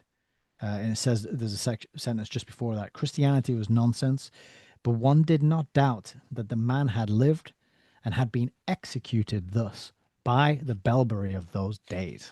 Yeah. Um, so Frost's pressuring him, telling him to get on with it. And Mark realizes that Frost and Wither and possibly Strake are actually the only full initiates into the Hmm. N.I.C.E. And he says as well, for him who took the right steps. Uh, oh, hang on, no, that's a second bit. So a bit further on, his response, he reflecting, all these feelings are coming up. He's feeling helpless, and then he turns to Frost and he says, "It's all bloody nonsense, and I'm damned if I do any such thing." Hmm. And then they're interrupted as Wither and the fake Merlin and the interpreter come into the room. So we should probably mention why there's an interpreter there. Yes. But before you do that, though, I'll Oh just yeah. say here that the reason you're right that there are just a few true initiates, and the reason why they feel the need that they must get Mark to be fully initiated is because he has shown to them that he's in the inner circle with the tramp, the fake Merlin. Therefore, they think that if he's fully initiated, he'll be able to get inside the head of this tramp Merlin. And so Ah, that okay. Yes. time's a wasting and they have to hurry up and do that. But carry on. Yeah, and so they get interrupted, and it's Wither and the tramp and a third person who is the interpreter that they've hired. And this is where we see the plan kind of coming together. So what's happened is we skipped over it, but Merlin, when he was visited by the five gods, was imbued with powers, and that it's interesting because that bit is really it's not they don't dwell on it at all. Mm-mm, mm-mm. There's this long section about a description about each of the gods arriving and how it affects everybody. And then it just says, then they proceeded to operation. Merlin received the power into him. He looked different the next day. Mm-hmm. That's basically all it says about that whole process. Yeah. Um, his beard had been shaved, so but he was no longer his own man. Yes. Later in the day, McPhee dropped him off and dropped him in the neighborhood of Belbury.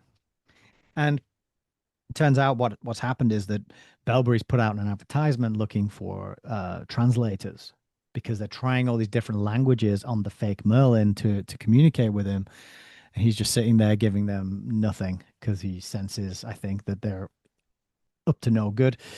And so the real Merlin poses as a translator, applies for the role, and gets in there and starts to work his magic. And so he insists at one point that he gets shown around the whole facility and Wither. Oh no! So what the translator Merlin, the real Merlin, acting as translator does, he hypnotizes the tramp and he gets him to speak a lot of stuff that nobody can understand, and then he translates it, and in this way he kind of keeps up this facade going, and he gives them Yeah. lots of instructions, and Yeah. it's all hilarious. And Yeah. part of it is he says Merlin demands to be shown around the whole Yes. facility, and Wither is all kind of, oh, okay, yes, fawning over Merlin and amazed at this breakthrough, and takes them off on this tour. Okay. uh, they crash into the room where Mark's refusing to trample on the crucifix, and that's what it saves Mark from having to Hmm. do anything else. And then we get a scene which is the fake director, Mr. Jules, and this is where it tells us that he regarded himself as the real director of the institute. Hmm. And it turns out that this is where Wither comes in handy because his sort of beating around the bush style of speaking is really necessary to deal with Jules, and none of the other people at Belbury can do it. So they're all standing around listening to him and giving him drinks. And C.S. Lewis gets a few more jabs in. Jules was a cockney. He was a very little man whose legs were so short that he had unkindly been compared with a duck. He had a turned up nose and a face in which some original bonhomie had been much interfered with by years of good living and conceit. And he just reinforces that it's really only his name that is necessary to the nice, Yeah. and he doesn't have any other valuable qualities. And there's a little bit that is mentioned where Jules is talking, and he's kind of holding court on various topics. And he says to Philostrato, who's trying to keep him happy and distracted until the director gets there, he says, Yes, yes, says Philostrato. This is the real business. Already we begin. I try to help you all I can on the non-technical side, said Jules. It's a battle I've been fighting for years. The whole question of our sex life. What I always say is that once you get the whole thing out into the open, you don't have any more trouble. It's all this Victorian secrecy which does the harm, making a mystery of it. I want every boy and girl in the country. God, said Feverstone to himself. So he gets cut off. So we don't know where he was going with that line there. I want every boy and girl in the country. But it reminds me that the Fabian Society, when it was originally founded, had a gentleman, well, maybe not a gentleman, I'm not sure, but he was called Havelock Ellis, Oh, he was a yes, yes. sexologist, and he left fairly soon after they were founded, but he was there at the beginning. So this and also it echoes Huxley, the Brave New Worldian practice of sort of getting young children involved in sexual games and And sexualized at a Russell, very early yeah, age, and Bertrand Russell's yeah, experimental school. And yeah. so yeah, it kind of just hints that and then kind of moves on very quickly. Yeah. And that's pretty much all I have for the rest of that chapter, I think.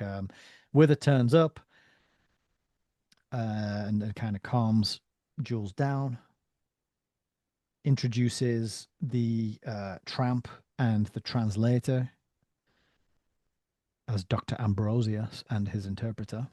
And that's the end of the chapter, pretty much, I think. There's nothing else to say there. And then we're on to chapter 16. 16 is entitled Banquet at Belbury. I really And enjoyed this chapter. I oh, was yes. quite surprised at Yeah. how brutally gruesome it was, but I did enjoy it. So it seems like, I mean, let's just see if I have any notes here. Mine aren't really to the action, but a couple of things that come up within it. But so here we are. Everybody's getting ready. This is why Jules has been brought in. Jules is there for the banquet. He's the public face of the N.I.C.E. And so they're all there. I don't know if it's more fundraising or, but it's a big, important public facing event. And Mark is getting dressed for that, and the chapter starts off. It was with great pleasure that Mark found himself once more dressing for dinner, and what seemed likely to be an excellent dinner.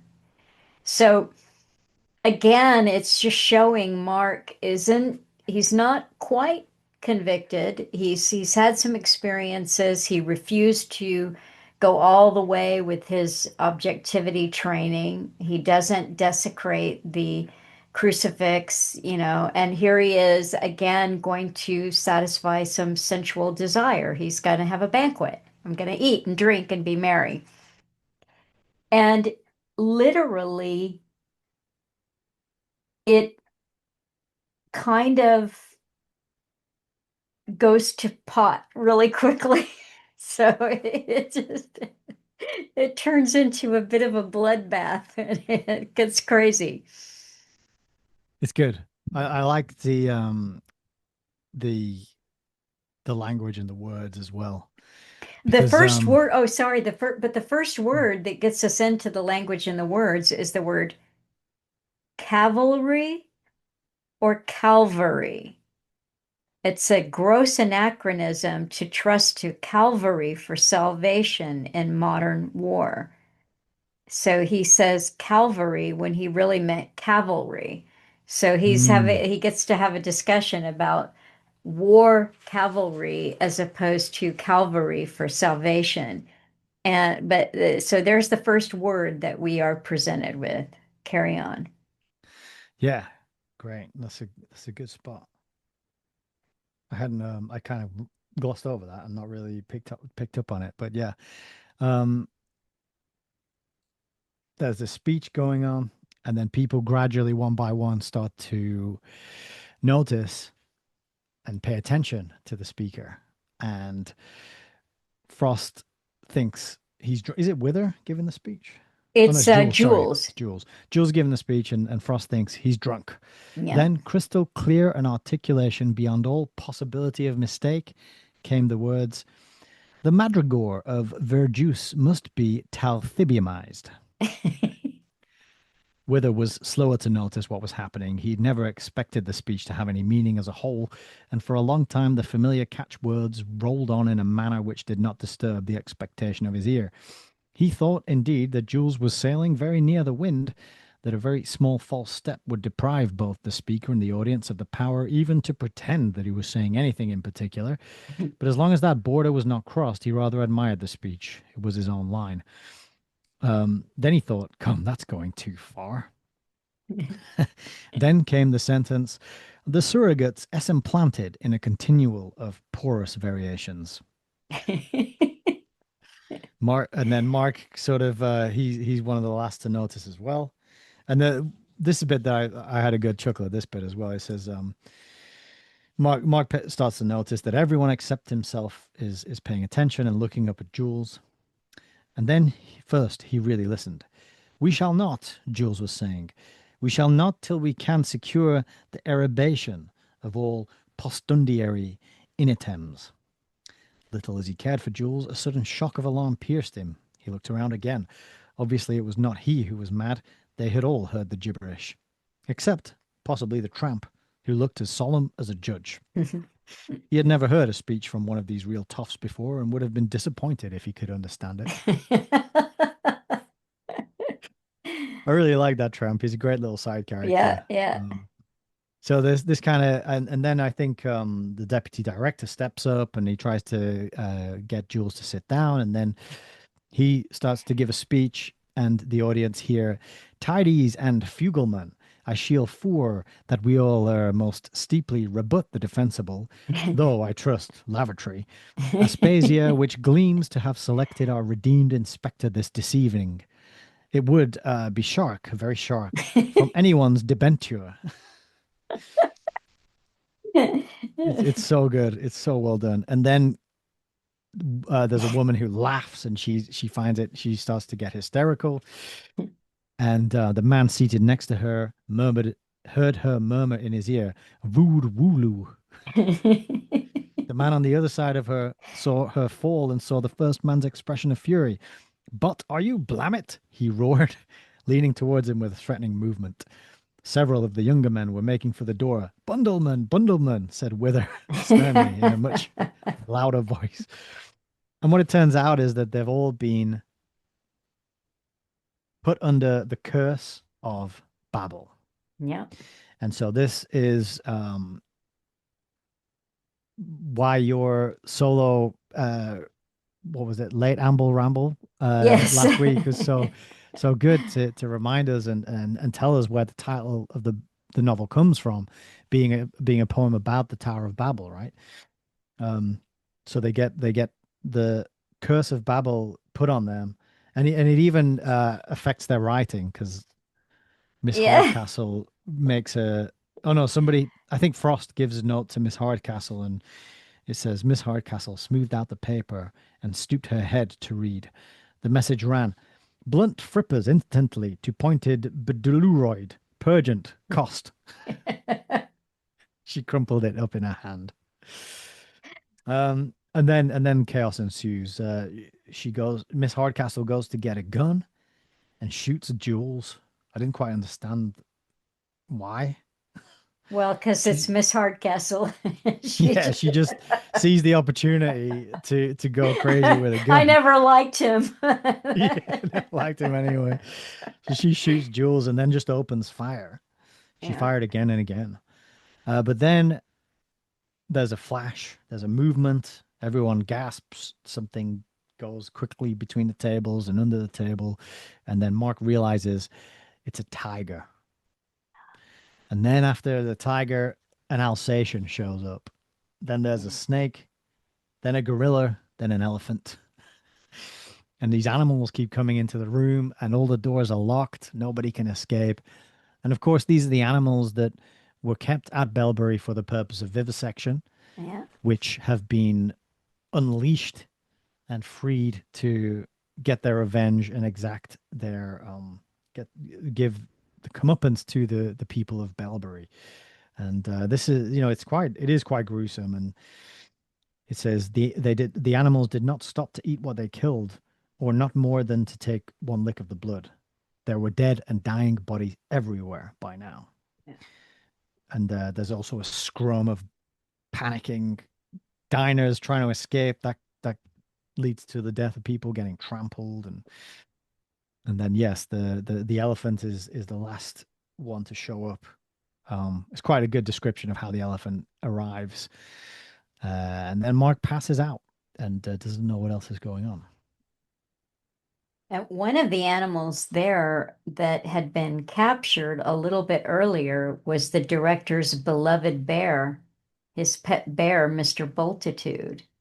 Yeah, So Mr. Bultitude has now been imprisoned at the Nice, and as the animals who were there for vivisection, and we assume that was the fate that was to meet Mr. Bultitude, he's now escaped with the other animals, and they are all on a murderous rampage, which it's funny as is well. The whole description of Mr. Bultitude waking up in the cage, surrounded by the chaos, but yeah. he can sniff out a female bear as well, Yes. and also food, and so he gets very Yeah. excited.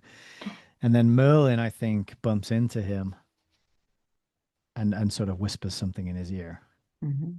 and then he goes off. Um, so the next scene we get is this the next scene?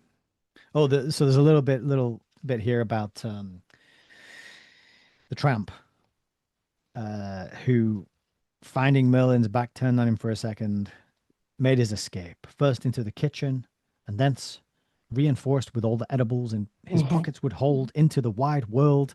I have, and then and then Lewis writes, I have not been able to trace him further. And it's like one of the only Yeah. times that Lewis breaks the narrative to comment as the Yeah. writer and the Yeah. author, and I just thought it was a really nice touch because that Yeah. tramp is a great little sort of sub character there. Um, and then we kind of get the fate of some of the individual members of the Nice, and we join Wither, and It says Wither was not among those killed in the dining room because among those killed in the dining room, and this is what as crazy and vivid and blood-filled a scene as the banquet is, there was something on the first reading for me that was almost kind of anticlimactic because, for instance, Miss Hardcastle, this just evil, sadistic creature. She's just killed by an animal. There's no, aha, at last we get we get to tear you limb from limb. That's it. She's gone. But it says Wither was not among those killed in the dining room. He naturally knew all the possible ways out of the room, and even before the coming of the tiger, he had slipped away. He understood what was happening, if not perfectly, yet better than anyone else. So, yeah, so he knows the fake translator, the interpreter, had done the whole mhm, thing, and this is where he realizes as well that he knew that powers more human had come down to destroy Bellbury. mhm, Only one in the saddle of whose soul rode Mercury himself could thus have unmade language. And this again told him something worse. It meant that his own dark masters had been completely out in their calculations. This is when he realizes that he's kind of overestimated the power of his allies, the macrobes. But then he goes on to say it's incredible how little this knowledge moved him. It could not, because he had long ceased to believe in knowledge itself. mm, He had passed from Hegel into Hume, thence through pragmatism, and thence through logical positivism, and out, at last, into the complete void. The indicative mood now corresponded to no thought that his mind could entertain. He had willed with his whole heart that there should be no reality and no truth, and now even the imminence of his own ruin could not wake him. I thought it was interesting that C.S. Lewis listed that path, that uh-huh, route: Hegel, Hume, pragmatism, logical positivism, and then out into the complete void. mhm. Um, it was good that he threw those names in there and those sort of isms, just as a sort of warning and a caution to people, right? If you go down this path, there's sort of an inevitability to where you'll end up, and that's also one of Mark's realizations at some point when he's reflecting on Uh-huh.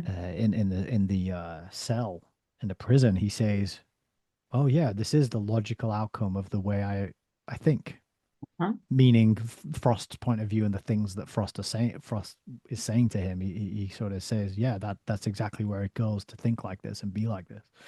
The progression too that you're talking about, the way C.S. Lewis gives us this, especially when you combine it with the abolition of man, the non-fictional, to remind ourselves that the nice is this is about the outcome of this kind of academia in service for an agenda. And there was a place, I think we missed it a little bit earlier, but, or maybe it comes later, I don't know, but it's somebody, oh, it's later. It's at the very final chapter. But this is the outcome. It's what we would have today as the woke agenda.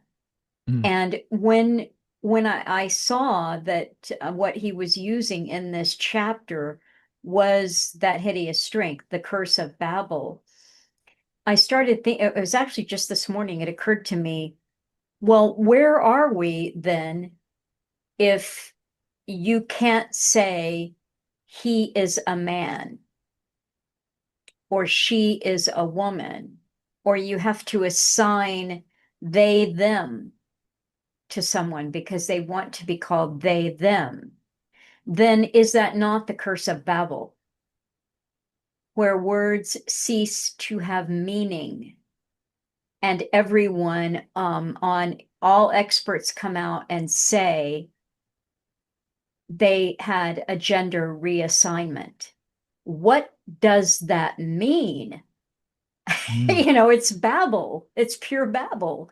Or Uh, even just the use of words that we assume we know what they mean and we think, but they're totally misused. And here in our countries, in this part of the world, we're told we have freedom, and we are and people will say this. I saw on, I think it was on Twitter or some, or maybe Instagram, what's your favorite word? And this person replied, freedom. And I thought, we are so far away from having freedom that it's obviously not what we have. But people will, with a straight face, say they hate us for our freedoms, and we need to defend our freedoms, and we have so much freedom. So the words that people use and they throw around, they've really not thought about the definition of those uh-huh. words. They haven't gone into what does this actually mean. And if you often said to someone, well, oh, okay, before we go down that road, why don't you define the word freedom for me? What does it Hmm. mean? They'll get that can get people's back up, and they'll be like, oh, I'm not, you know what I mean when I Yeah, say freedom. except Yeah. of course, Stop being yes. so pedantic. Okay, so then it goes on. So we know Wither is alive, and One thing I wanted to mention though, oh, as well, just from this section, is that uh, just this, from the same paragraph, the last moments before damnation are not often so dramatic. Often the man knows with perfect clarity that some still possible action of his own will could yet save him, but he cannot make this knowledge real to himself. Some tiny habitual sensuality, some resentment too trivial to waste on a blue bottle, the indulgence of some fatal lethargy seems to him at that moment more important than the choice between total joy and total destruction. With eyes wide open, seeing that the endless terror is just about to begin, and yet, for the moment, unable to feel terrified, he watches passively, not moving a finger for his own rescue, while the last links with joy and reason are severed, and drowsily sees the trap close upon his soul. So full of sleep are they at the time when they leave the right way. Just thought it was a really good it passage was. I'm and glad you about read that because I did have that whole thing marked off, and it's again, you could say that's a banality of evil. mm, It's just his descent has been so long in the making, and every time he's had the opportunity to choose the right way, he has not until he can't even exercise that for his own to save himself. He cannot do it. That was a good scene. It said here that Strake and Philostrato were alive, Hmm. and they round the corner and they see someone that they never thought they'd see again, which is Wither.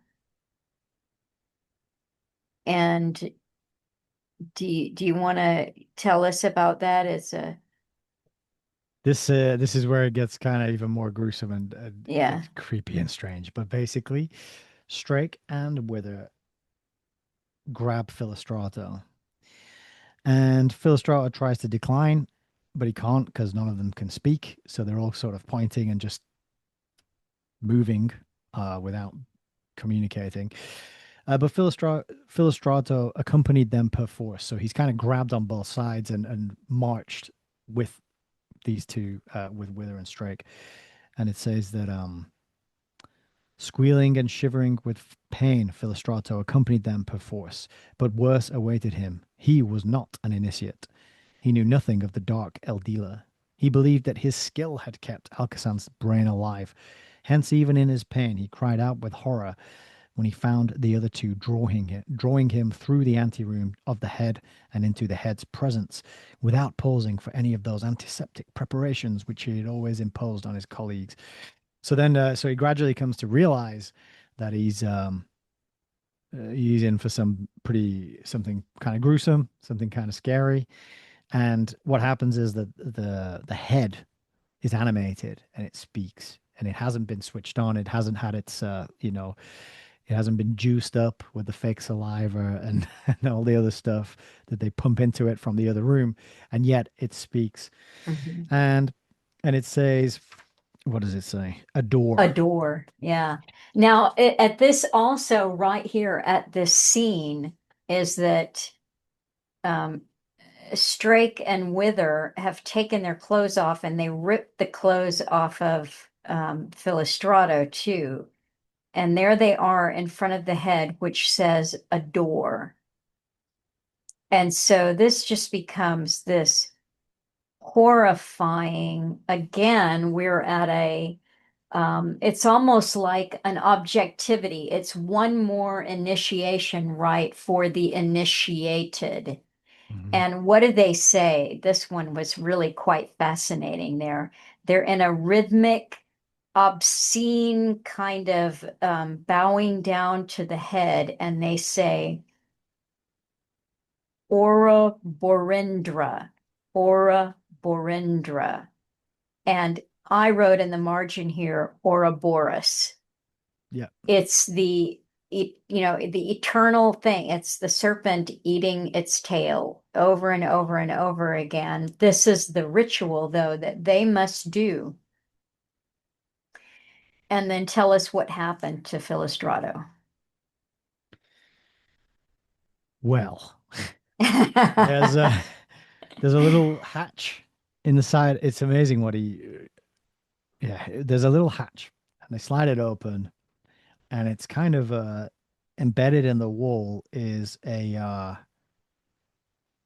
this hatch with a little window, but the sash, the window edge is actually a knife, and it turns out that this thing is a guillotine.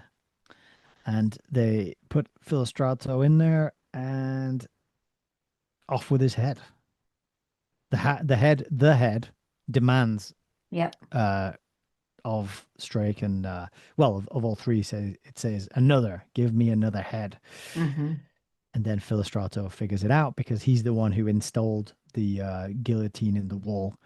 But it's amazing because when it how it describes his thought when he's saying they're going to do it wrong. Yeah, yeah, He's like, the yeah. little guillotine was not meant to be used like this. They were going to murder him uselessly, unscientifically. If he were doing it to one of them, all would have been different. Everything would have been prepared weeks beforehand. The temperature of both rooms, the blades sterilized, the attachments ready to go. He had even calculated what changes the terror of the victim would probably make in his blood pressure. The artificial bloodstream would be arranged accordingly.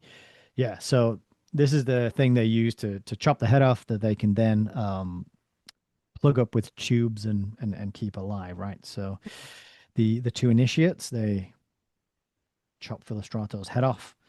Then they stand before the head again, chanting Ora Borindra. Then the same thought struck both of them at one moment. It will ask for another. And so they immediately turn on each other and start fighting.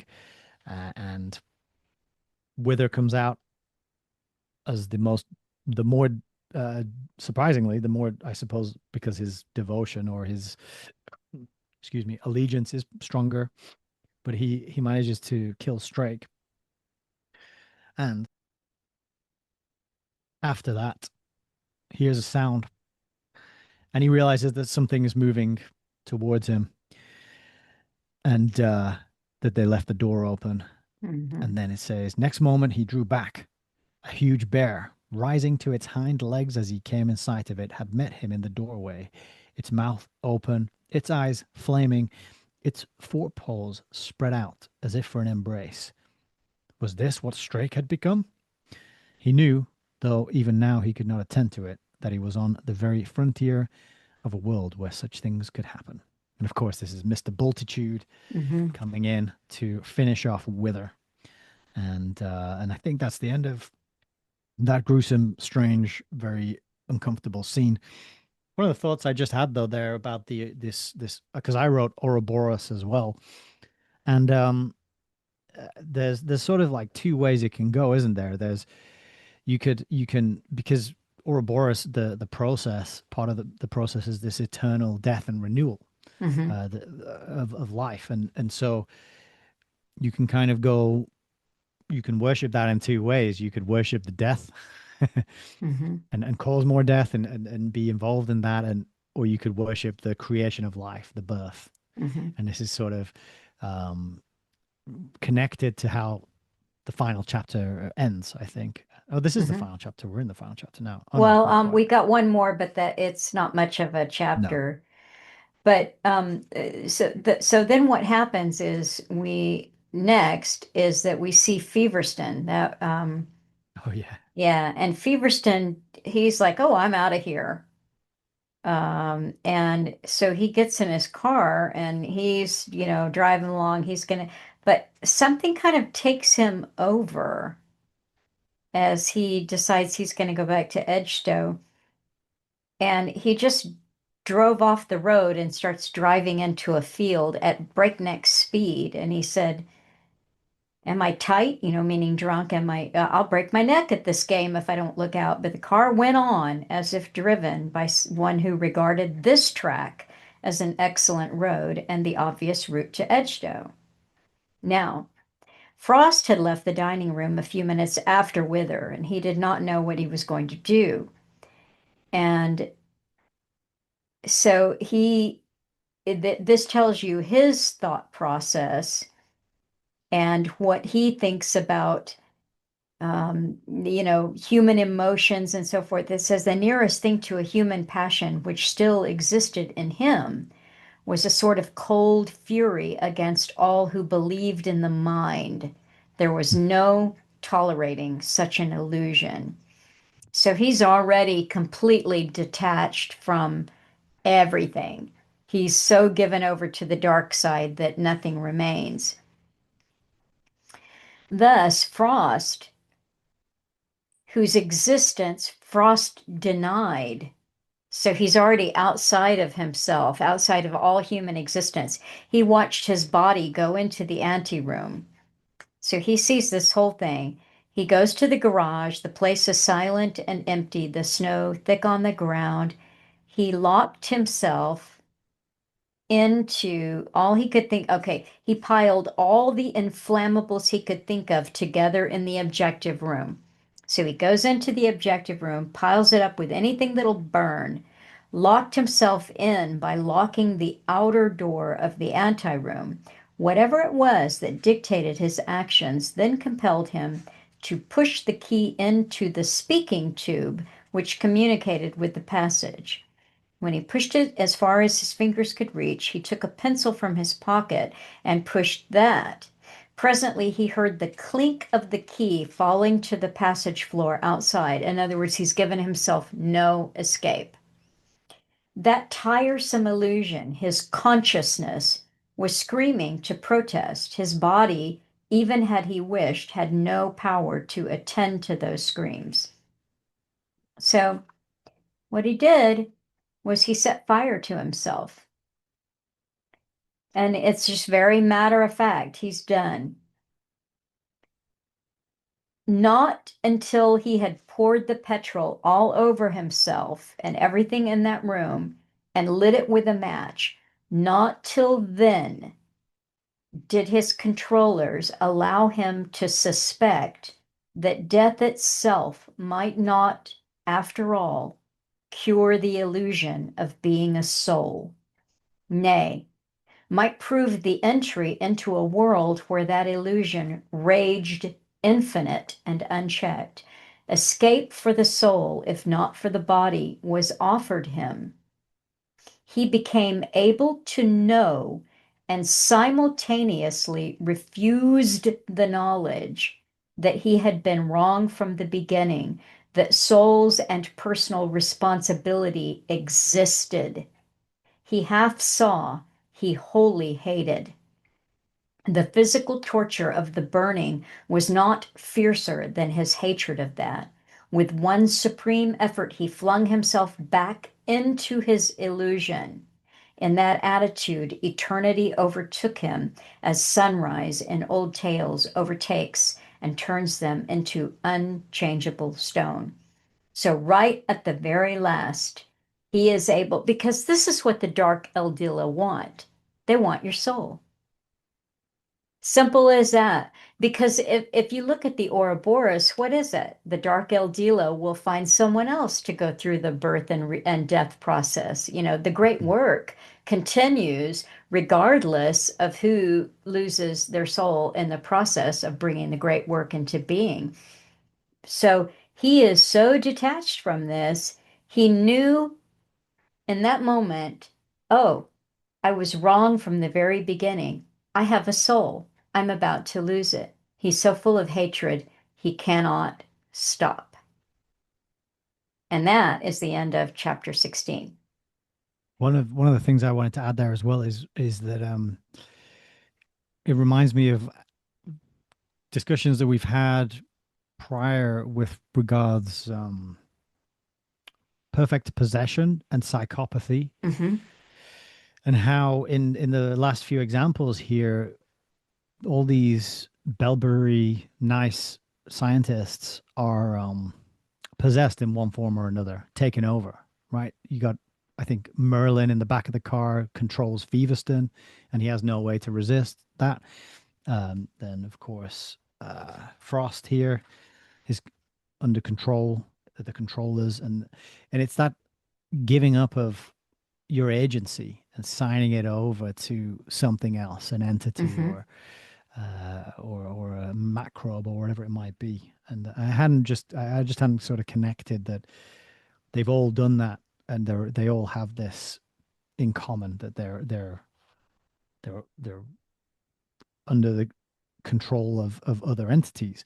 In the Mm-hmm. same way, and it's the opposite way with Merlin, who does that, but the entities he submits and surrenders to are the good ones, like the on the side of light and life and rebirth and nature, and rather than anti and against all of that. So Mm-hmm. this is a theme that I hadn't really sort of considered before, but it's there. It's very strong actually. Mm-hmm.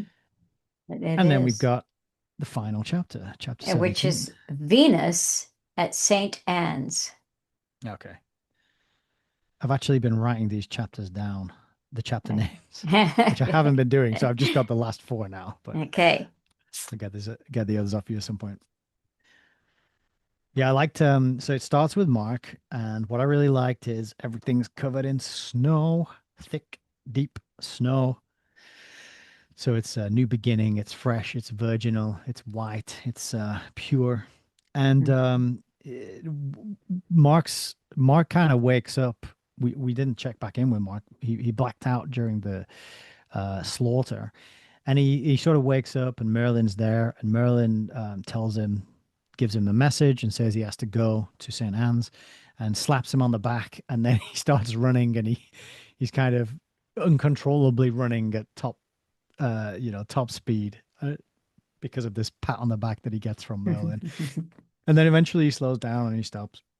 And he gets a lift in a lorry, and then he ends up at a little country hotel. And I really like this bit because it's all the things I've talked about before, the comforting things like when Jane's in the riot earlier in the book and she gets comforted by sort of sandwiches and slices of cake and It's his normal. yeah, it's normal. That's it. So it's a kind, yeah. So he goes to the hotel and it's a kind elderly landlady and a hot bath and a capital breakfast. And then he goes to sleep in a chair next to a fire. And then he has tea and a boiled egg with his tea, And there's two shelves with some books on there. And reconnects with a story that he abandoned when he was 10 years old because he wanted to read adult things. And he really enjoys it. And this is And really nice. do you know what he's reading? Uh, Sherlock Sherlock Holmes. Holmes. And so yeah, he's kind of traveling back to St. Anne's basically, Hmm. and he has survived, and he's reflecting. And this is where he says he reflects on how he's going to give Jane her freedom. I think he does mention this earlier, but it's Hmm. repeated here. And he says they, meaning Jane and the Dimbles and everybody, they were hearts. He was only a spade. Of Hmm. course, Jane was a heart. He must give her her freedom. It would be quite unjust to think that his love for her had been basely sensual. Mark's body knew better than his mind had known till recently, and even his sensual desires were the true index of something which he lacked and Jane had to give. So he's thinking along the lines of finding Jane and just saying, look, you're free. I get it. I know I'm not, um, this marriage isn't what it should be, and giving her that freedom. Then we go to, yeah, I don't know anything on that section you wanted to add. Mm-mm. I didn't have much else. I also don't have a lot of No, notes for this I final mean, chapter. It's to me, the thing, I don't know that I marked it here, but one of the good scenes, because remember I said Miss Hardcastle, it's just over. She takes her yeah. gun out and kills Jules, and then, she gets eaten or attacked by the tiger. Well, Feverstone, remember, the car's been taken over and he's just driving. Everyone appears to be fleeing from Edgestow, Mm. or they don't know why. I wouldn't say fleeing is a good word. They just are leaving for inexplicable reasons. They aren't at Edgestow anymore. And they all talk about it later, like that thing that happened at Edgestow that we weren't there. If I hadn't gotten that letter from my father, I would have been at Edgestow that day. Well, unlike all of those who have the opportunity to leave, Feverstone doesn't know where he is. He's got the car ends up in a ditch, and he's got this massive figure, which we know is Merlin, and it seems to impel him to compel him to go another direction. There's a gate there. And Feverstone says he has no idea where he was. But clearly, the first thing to do was reach the road, and it took him much longer than expected. So he's walking, he's going along, and then somebody, Feverstone says, "You're going to Edgestow." And the person said, "Good Lord, no. There's Edgestow if you want to go there." And then in the end, there was nothing to do but walk. And going on, going on. So Feverstone now found himself flung on his face, and this horrible thing, he's in deep water, the temperature's rising. He decided he wouldn't go down there because obviously something bad is happening down where Edgestow is. It's like a flood or some kind of catastrophe. So he says he would turn and follow the traffic, work over to the railway, and try to get to London. The picture of a steaming bath at his club and himself sitting in his smoking room and telling the whole story, how he escaped this thing. He was already a few paces down the hill when he made this decision and turned at once, but instead of going up, he found he was still descending. And every time he tried to go up, he was still descending. He got to his feet once again. He set his face to the hill. Behind the valley seemed to have turned into hell. And this is what was happening. So he's thinking himself, I don't think I marked it, but Feverstone at the very end, he's not having one of those moments where he says, "Oh, I always hated knowledge. I always hated consciousness." Nothing like that. Feverstone is basically justifying his actions. Oh, I never stole from a man unless I needed what he had. I never hurt Yeah. anybody unless they got in my way. This is how he's justifying his actions. And so the end of Feverstone is that he is trying to escape Edgestow and he goes down with it. This is where this is how he meets his end. Can't escape it. And to the very last, he's just jollily justifying himself. There, old boy, you just got in my way. What could I do?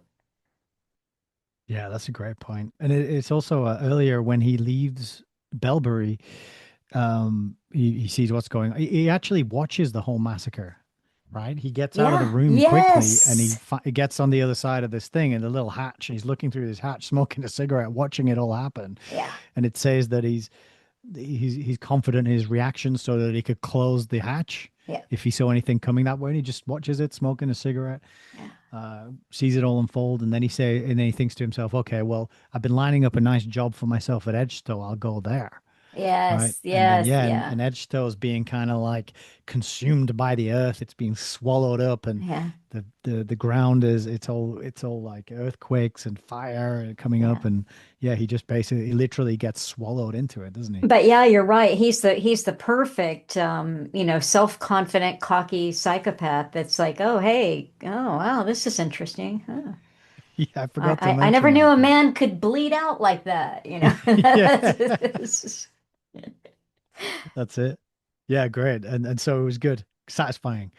yeah. And then he just what's the yeah, and he doesn't give you he's not he doesn't give you that what's going on in his mind during all this. It just says that yeah, he ends up his mouth and hair and nostrils are full of earth, and then there's a big kind of ridge and then it crashes down on him, and that's the end of Hmm. Feverstone. So goodbye, Feverstone.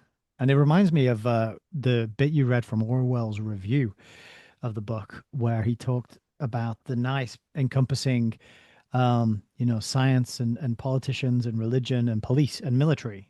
I think those were the four, right? Hmm. And Feverstone's the politician, isn't he? Hmm. He's the Hmm. he's the kind of like smooth talking, manipulative psychopath who will get up there and say whatever needs to be said, and he'll just work people over and manipulate them for his own ends and adapt to new places and situations, moving from one group to another, just without any real allegiance or loyalty uh, at all. So, yeah, Yeah. It kind of reminds me of that scene, the virtual, well, I don't have the page now in front of me, but the sex that I was saying that it took place now with their headset on. In that same movie, you've got exactly the Feverstone character who is a bureaucrat. or And Demolition Man. and Demolition Man, that bureaucrat, he's like a kind of a fat kimono wearing character. Okay. And yeah, so when it gets set straight, when they go in there and kill all the bad guys, it's the bureaucrat who survives in the movie. And he immediately does a fever stun and just goes to the victors and says, "How can I help you?" Yeah, right. You're the new master now, and I'm here. I know how this all works, and so let me help. And that's Yeah, who Feverstone is. There's no that's it. there's no morals, there's no ideology, there's no conviction. He knows how the game is played, and he's going to work with the victor, whoever the victor is, Mm, except it doesn't work out that way for yeah. him. And that brings us pretty much to the final scene. We're Yeah. back in St. Anne's. We are with Ransom and the crew, and they are all. There's a couple of interesting things that I want to mention about Okay. this section, but basically, there's going to be a banquet, but a sort of good version without mass slaughter. But what so in my book, it's page 705, and Camilla and Dimble are talking, and it's Ransom and Grace as well. But they're talking about haunting. Camilla says, "What haunting?" asked Camilla, and it's quite an interesting bit. Um, let's see who. Not sure who's speaking here. It might be Dimble. Um, I got he that mark says, too. right. He says how something. Well, maybe I go back a bit further. So Dimble's Camilla says, "Where does Logres come in?" Because where does Logres Hmm. come into it? That's what they're Hmm. talking about. What is Hmm. Logres and why Logres? And Dimble's silent, and then he says, "It all began when we discovered that the Arthurian story is mostly true history. Hmm. There was a moment in the 6th century when something that is always trying to break through into this country nearly succeeded. Logres was our name for it. It will do as well as another. And then gradually we began to see all English history in a new way. We discovered the haunting." What haunting? Asked Camilla. "How something we may call Britain is always haunted by something we may call Logres. Haven't you noticed that we are two countries? After every Arthur, a Mordred. Behind every Milton, a Cromwell. A nation of poets, a nation of shopkeepers. The home of Sidney and of Cecil Rhodes. Hmm. Is it any wonder that they call us hypocrites? But what they mistake for hypocrisy is really the struggle between Logres and Britain." And Cecil Rhodes' name jumped right off the page there. And then I was also thinking about how the NICE is an institute. And of course, you have the Royal Institute for International Affairs that Uh-huh. Alan talks about so often. And I'll show you as well that I got in the post the other day my copy Oh, of, you got it. Oh, yeah, British Commonwealth in the Future. that's It's so kind of, great. Okay, open it up so that we can see the front pages because the spine on those is so. Oh, that's yeah, great, Nick. Oh, I was really happy to beautiful. find that. Yay. Good, good, good. So that's safe and sound in the Hayes Reviews library now. And I'm looking forward to reading that at some point. But yeah, the Royal Institute for International Affairs, of course, is the subject of um, a large part of Anglo-American establishment by Carol Quigley, and was very close to Cecil Rose was very close to the people who created that. It was his Hmm. will kind of directed and executed under by Rothschild, I think, who and Lord Milner, and that Hmm. continuity is right there. So for Cecil Rhodes to get a mention here, and then for the enemy, the bad guys in the novel to be an institute, I thought, oh, maybe that's a little nod, a little connection there. Yes, and I have to mention the juxtaposition too there because it's Cecil Rhodes is Britain versus Sidney, who would be Logres, the Arthurian. Mhm. And Sidney is, of course, is the Elizabethan poet, but he's not just Sidney died young, very, very young, fighting the Spanish. So he factors in the conflict between Protestants and Catholics. Okay. But he also is writing about, again, love, courtly love, these whole ideas that C.S. Lewis is bringing in here in this what you'd call baptized love, the highest ideals or agape or whatever, the Mm, very highest ideals. So it's the poetic ideal versus the mechanical, the the nice yeah. The that's the going to control expansion, the every yeah, dominating, you're going to control the every yeah. aspect of your life. Yep. Yeah, that's a good bit. And then they talk about the secret Logres in the very heart of Britain, which is an unbroken succession of pendragons. And then there was a teaser here because it says that on this night we're going to find out who the next Pendragon is. And then C.S. Lewis never tells us. I And I was like, know. dude, I how could you know. not tell us? So that was kind He- of I was sort of in agreement a little bit with Orwell's assessment of the ending. Although I enjoyed it and I loved every, reading right up to the last page, Orwell was sort of like, well, the ending's not very good. It would be better if there was none of that supernatural mumbo jumbo in there.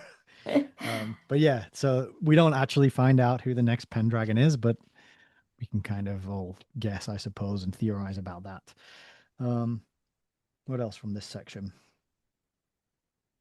Well, I think I mean, I think the main thing is they do have a banquet, and it is a celebration of Venus. And so the men do the cooking and the women adorn themselves in finery.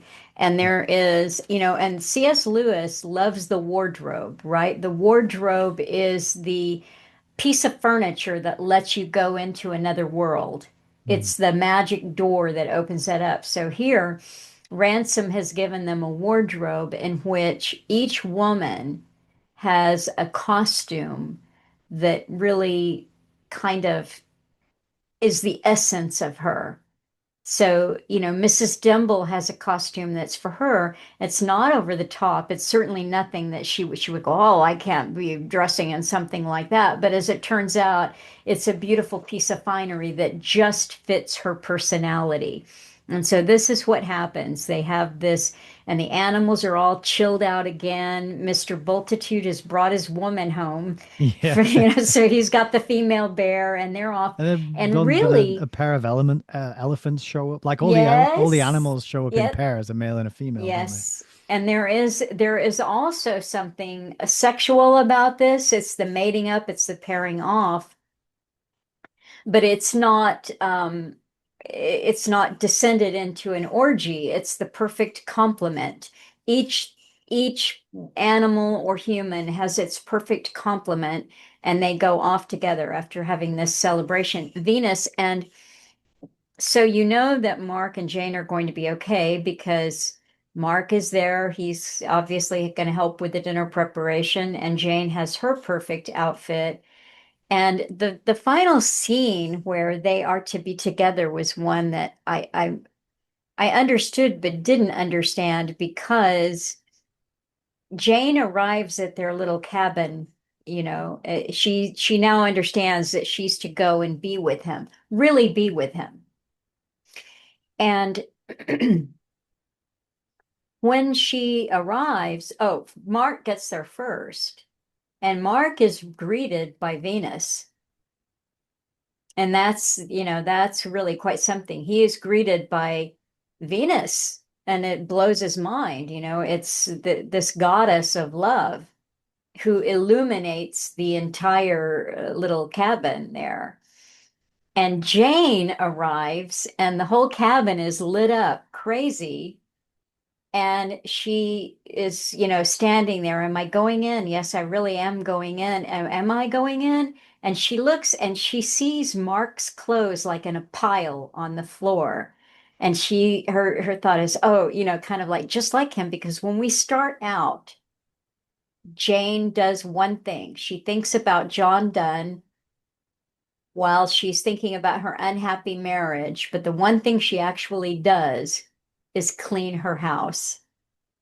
So here she is at the very end, looking in, seeing it all illuminated and his pile of clothes, and just like him to leave a pile of clothes. So in she goes. So I'm left scratching my head, going, well, wait a minute, what's going on there? Mark is in this illuminated cabin and he's got his clothes off. But what it is that the essence of the goddess has inhabited the cabin. It's illuminated the cabin, and Jane goes to take her place there with the blessing of the goddess of love. At least that's how I read Yeah, that makes sense. it. What in her conversation with the director as well, and just to back up slightly, there's some pretty good bits where these animals are all kind of getting raunchy and and pairing off, and they're all sort of like, oh, what's going on? Messing is kind of oh well, at least no hippopotamus or elephants have showed up. Then the elephants show up and they start dancing, and they says, I hope they're not gonna do it. And the director says, oh no, they'll be private like human lovers. And then there's a sound that they think is hedgehogs, and then the director says, it's my friends behind the wainscot. So if you remember, he puts some crumbs on the floor and rings a bell, and the mice come out and eat the crumbs and run back in. And he says, we don't need to be enemies, right? I want rid of my crumbs, and they want to take the crumbs. Let's Yeah. let's live in this kind of cooperative relationship. And then Jane talks to him, and they have this conversation, and he says, basically, he says, "Go be with your husband." And she asks, "Am I a bear or a hedgehog?" And he says, "More, but not less. Go Hmm. in obedience, and you will find love. You will have no more dreams. Have children instead." Hmm. I really like that. I thought it was good Hmm. because I hadn't thought about it, but Jane and Mark haven't. Maybe they've been together once in the whole book. Does he come back at one point, quite early before, he goes to um I don't think so. I Belbury think comes that back? he Or are they he separate all misses the way her. through? Yeah, they're separate the Okay. whole way through. Um, Right. and I So think we it's actually haven't seen yeah, them together. We've just no, charted their individual separate yeah, journeys, and then I kind of read that last bit thinking about it is she's got Maleldil in her mind, God. She's got the director below that, and now she's gonna go and be with Mark, who's gonna be kind of below the director, but still in that sort of hierarchy. And the way I read it was like she looks in and she sees the way that he's chucked his shirts around, and she's kind of like, obviously it's high time she goes in because she's got to go in and yeah, tidy and keep things organized and kind yeah. of be of service as a wife to her husband. And I know Yes. that probably made people's toes curl, some people in the audience, because they don't like to hear that kind of thing. But that's kind of how I read it. It's like, Well, okay, I get think in you're there and give it a right. go. The part that, that made me, I mean, I think that's exactly what happened with Jane and with Mark, and they live happily ever after. But I think that what kind of got my mind going is like, well, wait a minute. Mark gets there first, but the place is lit up and he opens the door and there's this amazing creature there. Well, but it's the goddess of love. Mhm. So she has blessed the home. And then Jane goes in there. And I think that, there's a couple of things here is that C.S. Lewis he's not presenting you a Gnostic view of good and evil. He's not giving you the Gnostic view that spirit is better than body. He's Mhm. giving you a complete view that we are here having an experience, and that means that we eat, we have banquets, and we mate, we pair up, and it's all good.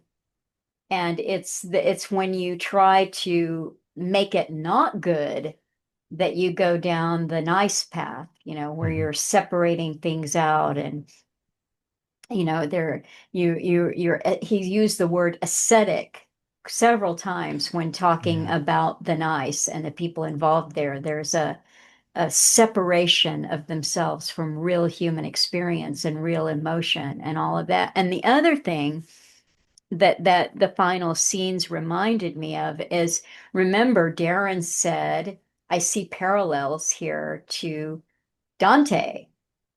And, so we're rising up out of hell. And what are the final virtues that you ascend to? Well, the highest of them for Dante, and also obviously for C.S. Lewis, is love. So they literally have ascended all the way up out of this horrible hell that sucks Edgestow down. And then, everybody else gets to live happily ever after in love. So it's good. It's good. We did it. We did. Yay. That's Yay, the us. Yeah, yeah, I know that's all three of them. that's all three done. Well, yeah, I don't really have anything more to add to that. I think I Yeah. just really enjoyed going through these books, picking them apart, having these discussions, throwing around these ideas, and there's so much in here, and I'm sure I will come back and read them again at some point. I will try and encourage my son to read them when he starts reading. I'm trying to read books in front of my son as much as I can. He kind of looks at me and he looks at the book and he's sort of like, what is going on here? And I'm just like, yeah, reading. Um, and yeah, so I'm just trying to model that so he sees it happening a lot, and we try and avoid scrolling on the phone or using the phones at all around him. Good. And so hopefully one day I may pass this copy to him and he'll be like, Dad, you've highlighted all this. Look at all these pencil marks. But yeah, it's been great. I've really enjoyed going through this. I hope everyone who's followed along has enjoyed these videos as well. I know it's been quite a, I don't know, it's been a bit of a workout It for has been. I people. mean, I have to say, yes. I know that a scanner darkly is going to be a cakewalk. We're going to do it in one video. It's going to be amazing. But I am also going to put up soon, maybe even before I publish this on New Year's Day, I'm going to put up the nearly 5 hours of reading the Huxleys talk about evolution. Wow. That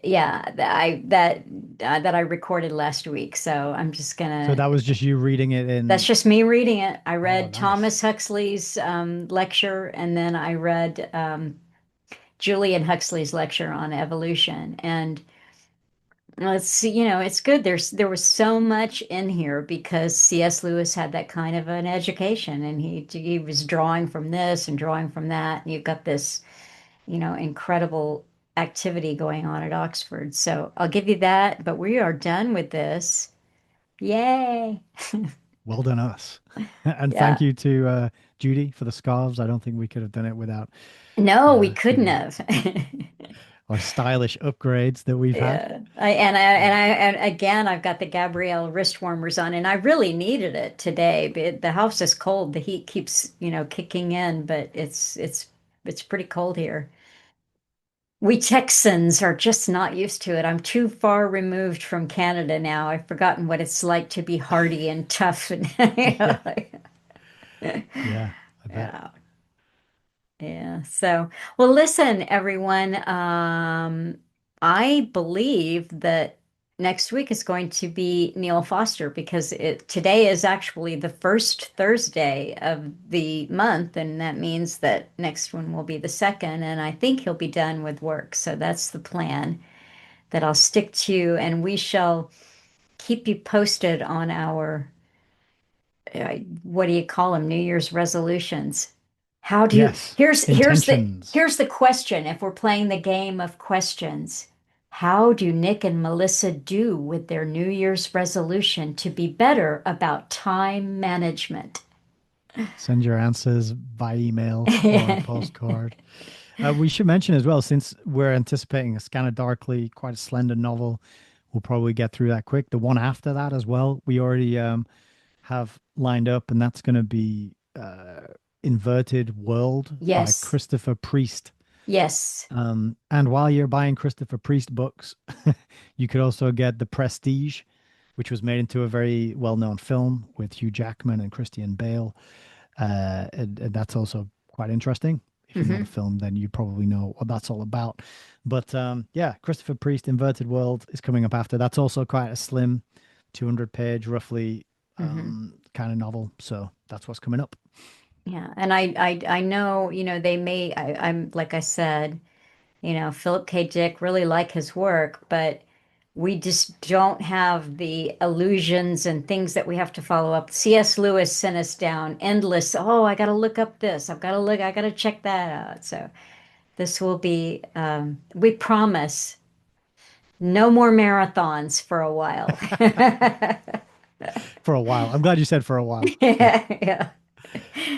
All right. So thank you, everyone, and we will be back.